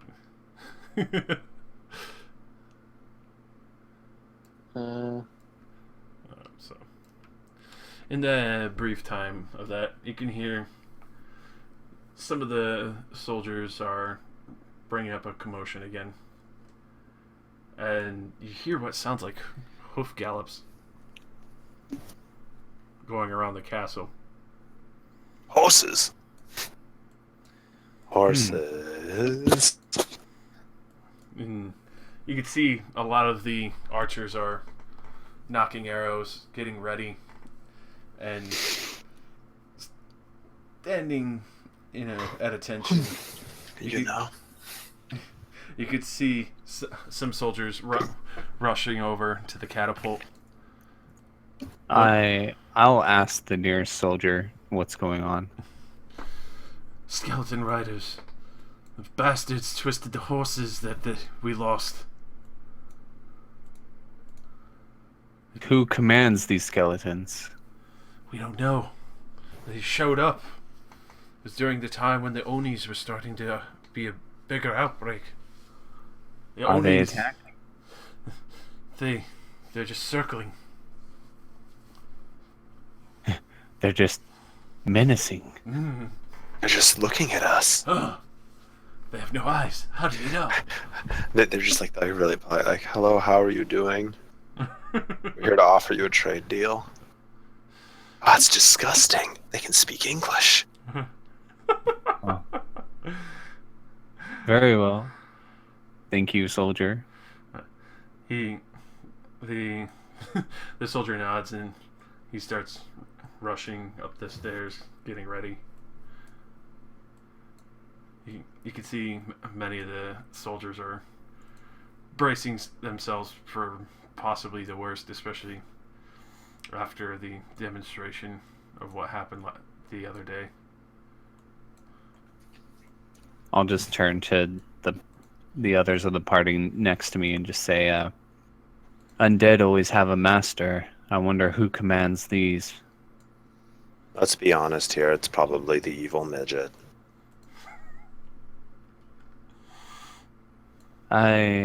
Yes, you're right. It appears he doesn't intend to let us come and kill him easy. I mean, he's attacking a walled fortress with horsemen. I think he might be challenged. He didn't seem to be a tactical genius. I think he favors chaos more than anything. He's a special kind of dimwit. Yes.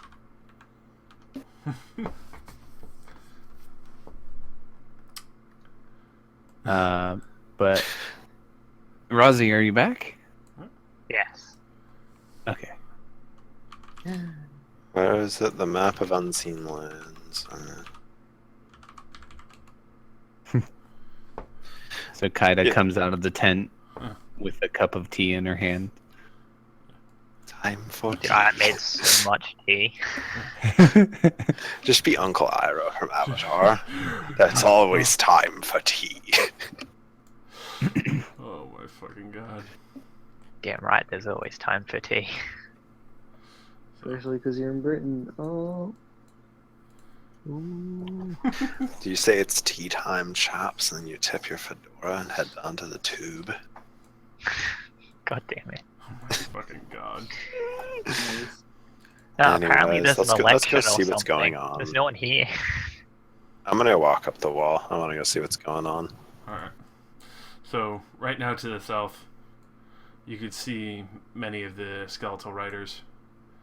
And one rider sitting on the back of a wolf that's completely bone with an ethereal blue wisp filling the entirety of it. His eyes staring across the wall at all the soldiers, hungrily and very, very empty, looking What's desperate. those things? Looking desperately for a target. You're not entirely sure where its means to an end leads, but you could see many of the skeletons have very basic spears, some even bearing armor and insignia of the soldiers and troops here. Others a mixture of what look like farmers' clothes and other items. Just basic composition of these estranged skeletons, following this one blue ethereal around. Oh, okay. I was looking at those guys in reverse. I thought the guy in the back was on the wolf, and I was like, "That's no wolf I've ever seen." At the same time, the more ironclad and plated the rider goes forth. You could see him watching carefully, almost as if he's looking for something here. And I mean, I'll shout out at him if they're not too far away. yeah, you can shout to him. Who It's like sends 40. you? Who's your master? So the soldier rides up as the one riding the axe kind of just stares vacantly up at you, hefting the axe beside him on the wolf. He rides up and yells out, "My name is Char. I have no master. I'm here on errand of a friend." Oh, Wait, what? Oh. He's undead? It's badass. Char was always undead. Char was a vampire. Oh, is this another old character? Yeah. Neat. I have come looking for something of great danger. Have you seen anything odd other than the Oni attacks here?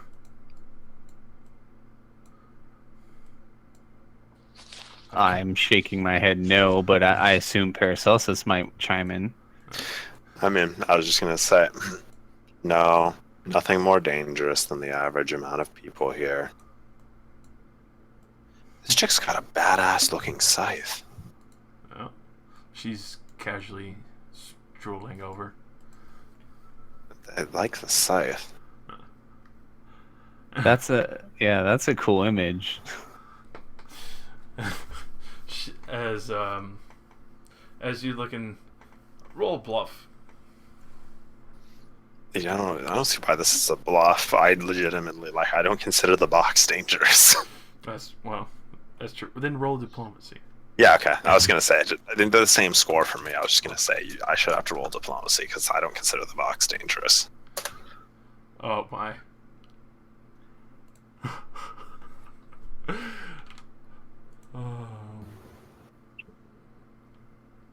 I mean, that's pretty close. It is close. You could see the figure kind of pauses for a moment. Can't really see his face from the mask and the armor. After a long, drawn-out pause, it's almost a very uneasy, long stare as he just looks at both of you for a good long period of time, and then finally leads his horse in the other direction. Do keep in mind what I look for This is extremely dangerous, and if you do see it, don't go near it. See what? You haven't given us any details. A box. Alright. I'm glad you didn't give me that art. I mean, still, I don't consider the box as dangerous, so. As he starts riding off back into the woods. Oh, how I wanted to taunt them, Paracelsus. It would have been interesting. But yes, but you're right. We have other matters to attend to.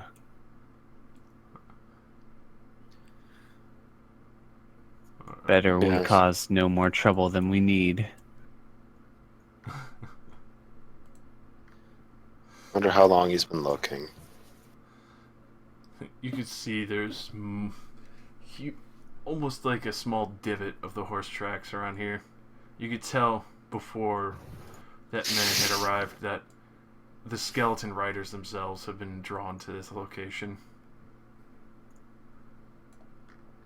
Yuno starts blushing as I witness Kaida patting Arakita on the head. What? How lewd. I cut out at Yuno starts blushing, and I'm immediately terrified. Yeah, I said Yuno starts blushing because Kaida is patting Arakita on the head. How lewd. Oh, yeah, that is very lewd. Yes, that's the one who started it. The fox pat circle. I pat your head, you pat mine. I pat, you pat, we pat. Simultaneous patting. It's an Olympic, section. Patting intensifies.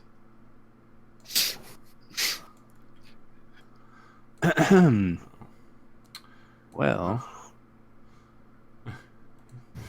Kaede.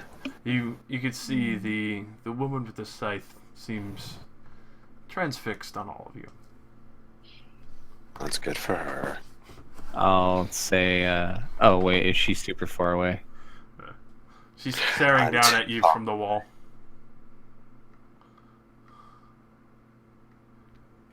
Is she within speaking distance though, or If you would I yell, have to get? You could just yellow. I don't want to yell at her. Hey, bitch! What you do? What you looking at? Oi, mate! Fuck off! Oi, cunt! Cunt. I don't know. I feel like she's interesting enough that I'd probably want to talk to her. I mean, yeah, she also uses a badass scythe. I'll just approach her and say, nice weapon you have there. Do you also serve the husband? Reaper of Souls? Yes. I've heard whispers. And after so many strange happenings, I have an inkling. Was the Raven Queen in before? Wrong oh my god. What? In before she serves the Raven Queen. No. I don't think the Raven Queen would be referred to as that, but yeah. The Raven Queen by their followers is generally regarded very positively. Yeah. Like, more like a protector of souls. It's like she's the Fear the positive Reaper. death god. Yep. Is the death god like eternal peace, and Nerul is like eternal hell. Nerul is Satanist. Raven Queen is like normal religion. It's a better way to put it. So, did you have something you wanted to speak to me about? How much do you need to gather? What, Josh? You're kind of faint. How much do you need to gather? Not much more. I've been collecting them from the fields here. A very ripe harvest. Well, I won't turn away your donation if that's what you're proposing. Indeed, sister. I'll just hold out the box. Oh man, you've gotten very wanton about holding the box out to people. You wouldn't even show it to Black when she joined the group. She stares with like a twinkle in her eye at the box as she kind of holds out her symbol of Nerol. The skull tips over and the souls pull forth, and the box opens up hungrily, siphoning them all in quickly. You could see a small glint of a smile that creep into the corner of her face. Even though she seems very gloom and drab, this feels almost creepy for someone like her. Yeah. His time for return is almost here. Rejoice, sister. I will. And I'll be ready to serve when called upon. Do you intend to stay here? Lest you need me elsewhere. I'll remember that. And I'll just kind of bid her, give her like a nod. And moved. She bows and returns to her patrol along the wall. How many Nerul worshippers that give you souls are we gonna meet? I feel like they're like Toys R Us. That's two. Yeah. That's number Yeah. two, but yeah. That's about the ratio of Toys R Us's that are near me. If we hit Well, I'm three- sure there are like a lot of worshippers of other gods, but since none of us have an interest in it, Josh just doesn't tell us about it. Yeah, there's Just plenty we have a very, or at least I have a very keen interest in Nerul worshippers. I mean, if I was still playing Pandora, I would have had a keen interest in Bahamut, but Yeah, Josh has mentioned Bahamut worshippers. Don't worry, we have a plan to fix that. Oh yes. Oh yes. you have a plan to fix what? Pandora? The again? character you just mentioned. Oh no, she's already gone. Sorry. No, Break the news to you can't actually save her from what I'm gonna do to her. Oh no, she is actually gone. I'm sorry. No, it's physically impossible. I already arbitrarily decided against that fact, and if you try and do that, you're god modding, and therefore I will immediately make Josh make you leave. Sorry, pal. Not You happening. can't make me do anything. Yeah, Josh, but you already agreed to the fact that she's gone. Yeah. So She still exists in the happening. past. no, I've cock blocked you from actually doing anything to her. Alright, I'm sorry I brought it up Pat. mid-session. We'll deal with this later. Yeah. No, I'm definitely gonna say this. Don't. Thank you. Anyway. So, as the slight panic continues a little bit, you can tell a lot of soldiers are on edge. Many of them posted up at the doors, ready. You could see that they're anticipating what feels like almost to them a daily routine of being mindful and ever vigilant and slightly panicked,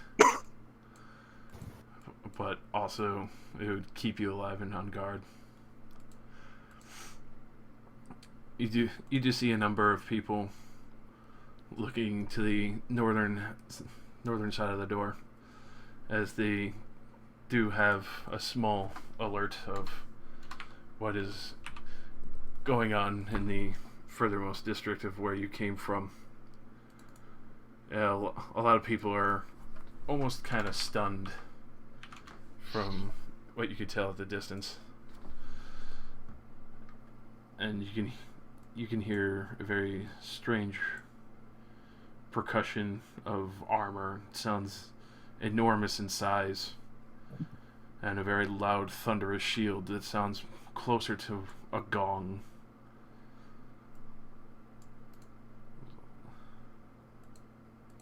From which direction?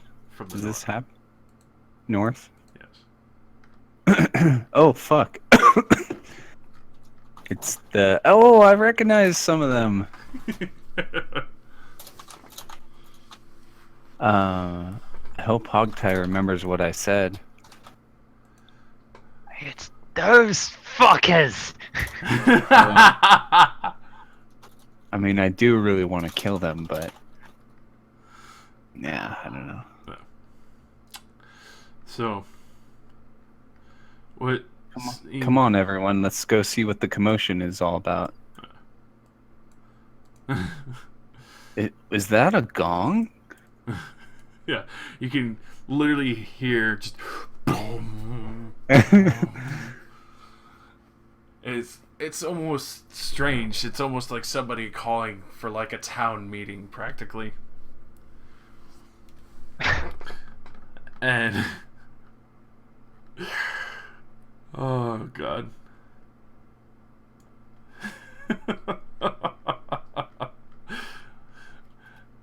Just gotta make sure you're safe. The heroes.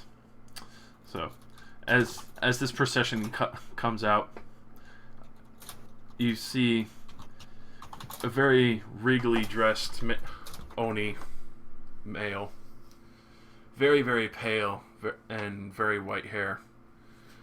His clothing very very regal, silk, and it just exudes royalty, as well as two very finely crafted swords on his hip. The other two beside him, fairly ordained in their armor. The embellishings and carvings and the overall amount of gold put into it is probably more than what's in most people's purses. The Oni in front, bearing a massive shield, smashing his fist into the front of it, honging for everyone's attention to come forth as he leads the procession. It seems almost like a outing of royalty in a way. And at the same time, you see the three in the back following very humbly. It seems very obvious, especially in the stride, that the two massive Oni in the full armor are staying just a step behind the one in the middle, as well as the only one allowed in front seems to be the one ringing the gong to get the attention of everyone inside of the citadel. And he's using the gong as a shield. That's so cool. Mm-hmm. As well as after you see the other three following in suit, and you've seen both of the younger looking Oni following, almost frightened at the prospect of who they're following. And Oh, wow. they even see the army, and they don't seem to really be worried more about the army. They seem to be more worried about following in tow properly in respect of the Oni in the middle, who's extremely well dressed. As well as you recognize the third one behind him with the 6 arms and the bow, as that was the man who was loosing almost hundreds of arrows, slaying tons of soldiers in that scene back in the marsh in the Citadel that you watched in the brief memory of Oh, of that dead guy. Cool. I mean, I wasn't he the guy at that one temple that also escaped? that would be The Fletch temple, the one where Fletch was in. this guy? one, this one, I- and that I remember her and him were at the battlefield.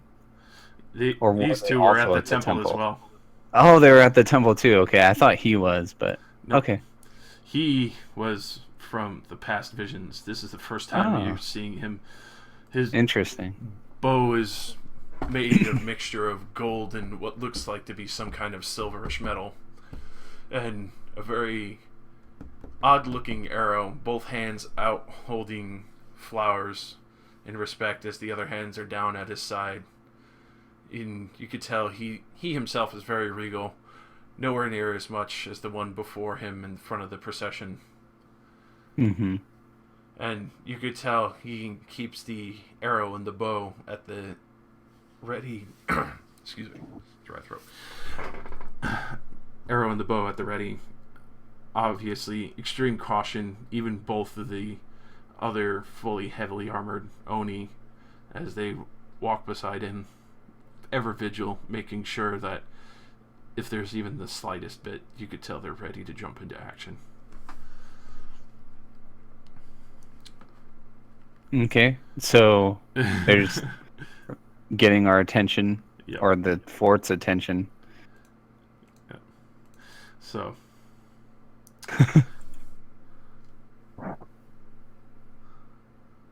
oh fucking god! As you can now hear, his voice booms out over the citadel as he's now staring at everyone as they stare in silence at this very strange happening. My name is Taikan Sushin, Prince of the Fanged Army. I've come to congratulate all of you maggots for infesting this corpse of a citadel for so long, and dealing with the ferals that don't serve me. I like him. It is humorous to see maggots fester so well in this corpse. I offer you this once, lest you feel the ire of the Storm Lord. I will let you have these lands, but if I get any of the slightest rebellion, if any Oni under my command falls to one of your soldiers, I'll wipe you out. The providences will be mine. This entire kingdom will be claimed by Oni, and all those who do not serve under our banner will quickly feed the ground as fertilizer, where the shit belongs with shit.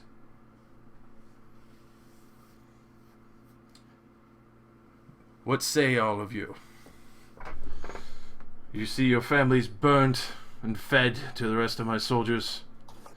Or will you wisely bend a knee and join my army in reuniting this land from the disgusting nobles and serve the real greater lords that you should have been under the boot of for so long?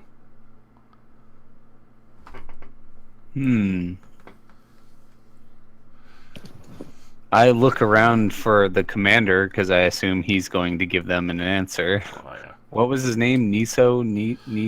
Nissan Versa? Oh my god. With that entire time, you could see many of the soldiers sweating extremely tense. Those with knocked arrows have loosened them just so they don't invoke anything. Yeah. The anger of this dude. Yeah, especially coming out in a full procession like it's nothing. You could see the commander standing on top of the gate, sweating profusely. My name is Tenosuke. I lead this regime. If you swear that my people will live, and that we can have these lands when your lordship takes over, we will serve proudly. We seek no ire. We only sought the peace. And we are sick of many of these ferals who are ripping into the farms and peasantry and the children of these lands. And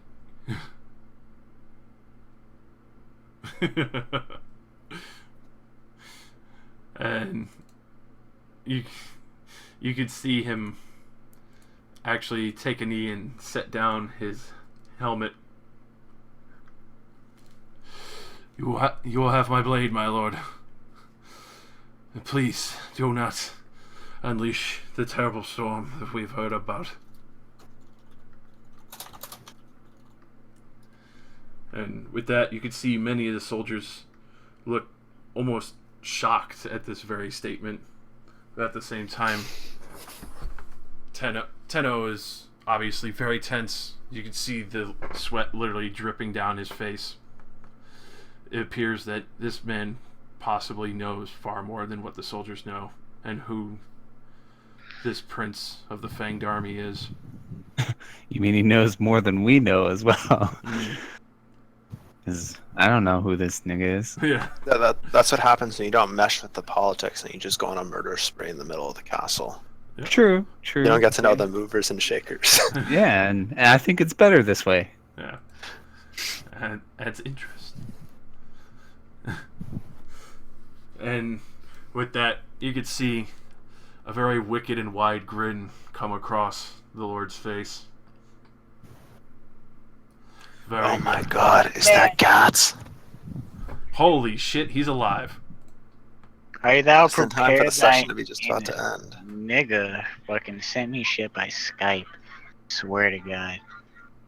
Josh is in the middle of a rousing speech, if you would. Oh, sorry. Josh, I'd like to yell out something. Oh, here. Oh god. Oh, good. Okay. You know, this like tense negotiations. Yuno's just gonna fucking yell out, "Death to the false emperor!" Holy shit.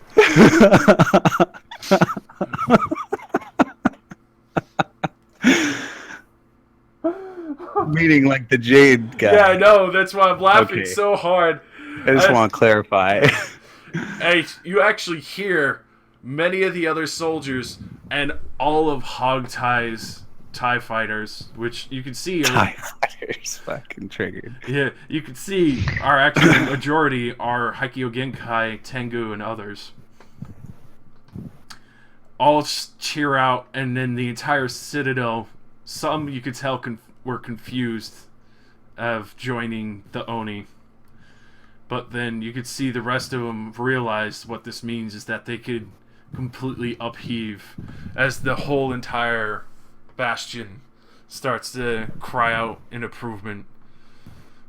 And you could see the prince very smugly smiling and head up. Oh God, Brad, please. I'm sorry. Head up proud. Keep going, man. I'm walking out of my room. Sure. As he holds his head up proud. Wise choice. Await my signal, and I will deal with the rest of those druids that are planning an attack on you at this very instant. How was the meeting with Hawkeye? Very good. Good. As he looks back and he just waves two fingers at the spirit maiden behind him. You can see her conjuring some form of arcane magic. You're not entirely sure what it is until you suddenly hear what almost sounds like a lock being broken. And from in the distance of the trees, you can hear. Oh shit, they used the teleporter. And from not so far behind, the trees shatter and break. And you could see one of the mightiest soldiers of the Oni army that serves the prince steps forth. Holy fuck. As he Excuse me. takes a knee before this prince. Let me ride you, bitch. Yes, my lord. And he points at the entire bastion as the rolling thunder and lightning actually follows this Oni and his gargantuan size. You could see lightning crackling from across his hair and his golden fur. Each thunderous noise seems to fill his body with energy. These are now under our protection, Guard them well and make sure they survive. Wipe out the druids. They have no more Glade Keeper. They will not be a threat. Wait, who commands these guys? It's the guy with the bow, right? Nope. The one in the middle. So it's this guy. Yep. Okay, so it's the new guy, which is the emissary from the Emperor. He's the prince. I consider that an emissary from the Emperor. Sure. Okay, alright. I'm just making sure I understood everything. Okay. And with that, you could see him immediately start striding in the direction of the glade. No hesitation whatsoever. Lightning rolling off of each heel footstep. You can hear trees splintering as he pushes them out of the way and starts getting down on all fours, barreling through the forest in the direction of what was previous the glade.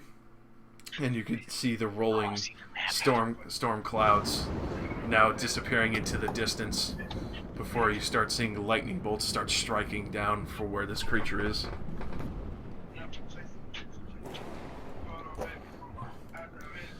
And as he looks to the bastion, now I move on the Shogun's old palace. Those of you who wish to be rid of these undead that blight my lands in Myoni and kill my people, follow me and I will give you a special place in these lands in my kingdom. Don't, and you'll still be allowed to be my peasant. Oh, fuck, that was...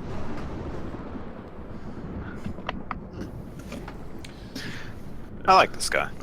With that, the shielding Oni looks to him, and he nods, starts leading the way, banging the shield again with the gong.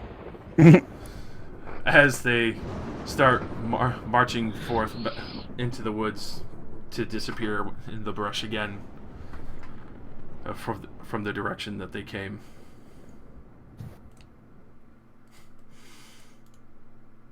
Who dares lead me? Milk Tank did. Milk Tank.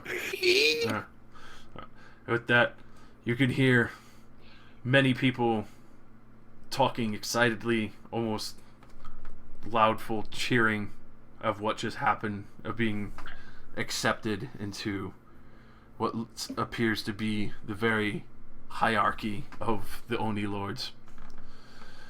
And then also Tenosuke is on his knees still, covered in sweat, even afraid to move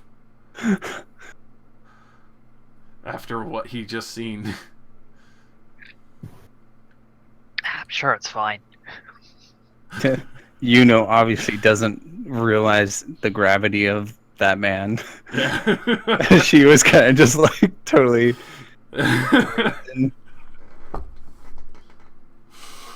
Oh my god.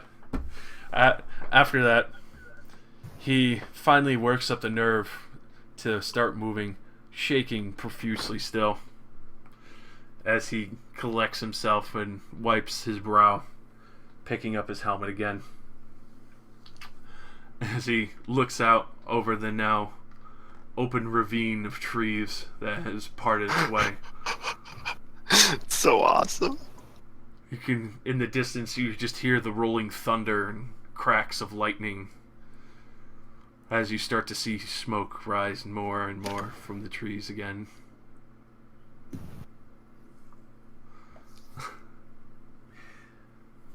At this point, you can see Tenno turns around. He just looks at everyone with his helm tucked underneath his arm, still shaking a little bit, and sees all the soldiers rejoicing at more the fact that now they no longer have to fight Feral Oni.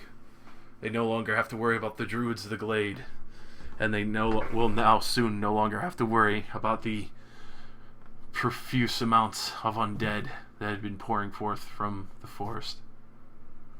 I can see the look on his face, and I say, You're welcome. He looks at you with the widest eyes you've ever seen on a person. And, like, very... And just I can't. nods, and he sets down the helmet once again and gives you an extremely deep bow for finding the voice that he didn't. Yeah. I'll give him like a little bit of a bow. Ooh, you only going half down when he went all down? Yeah. Just give him a halfy. A little halfy. Little halfy. You can see the general down the, well, more commander down below with his very obvious section of troops all dressed in red between Brad, please. With all clubs and more dowering swords, closer to machetes with spiked armor. You could tell this man has done nothing but train with all these soldiers, and they're all veterans for war. And you can see them all talking. You can hear him shouting out commands. Pack up! I know where the Shogun's castle is. We have to get ready. I've heard of this. I'm excited to go into this place. You can tell he's obviously knows exactly what this lost Shogun's palace is, especially from what you've recently learned from... Oh, wait, is it the same place? Mm-hmm. Ah, fuck. That's fucked up. We need to get this loot, and there's gonna be like 500 people there. Don't worry, we have a bag of holding. As long as we get to the room first, there'll be no more loot to see. Oh, God. Oh, this giant room labeled treasure room. It was weirdly empty. We don't know how it got like this. Well, we better go with them, I guess. You could tell this enough man's from that. more excited at the prospect of battle there. He's not thinking of that. You could tell this is definitely like the excitement of like ancestral samurai homes. This is... Yeah. It might Honor. also be that the treasure might also be in a secret room. Like, I mean, he's had a treasure for a long time. He's probably the kind of guy who hides it. Mm-hmm. Yeah, true. You just have to find it That's it. before Yes. they do. At all costs. National treasure. And if they find it, well, yeah, for the greater cause, right? Draws handfuls Meaning of we're blood. going to kill them for it. Sorry if that wasn't clear. It was. I expect nothing less from you now. All right, well, that was an epic session, Josh. I closed YouTube. I'm fucking stupid. Oh, man. You guys... That was a great fucking decision. Well, I told Hogtie, like, hey, why don't, like, way earlier, I was like, you should just, like, join up with the Oni. They want to kill the guy you're rebelling against, right? Mm-hmm. Is this water? I probably need this.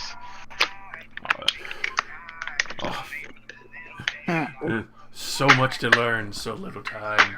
Wait, one sec. Let me refresh the page. What's up? Could I not see the guy's token the entire time? That was why I was so confused. Comment at me. I want to. Probably. Oh, the token's let me not bring it there back. now. Let me bring him back for you. Can, Oh, okay, he didn't even have a token. Okay. Can you see him? Where was he? Can you point at him? The guy north, right here. Oh, that was the guy that was talking. I thought he was up on the wall for some reason. No. Okay. Alright, okay, that makes sense. No. No.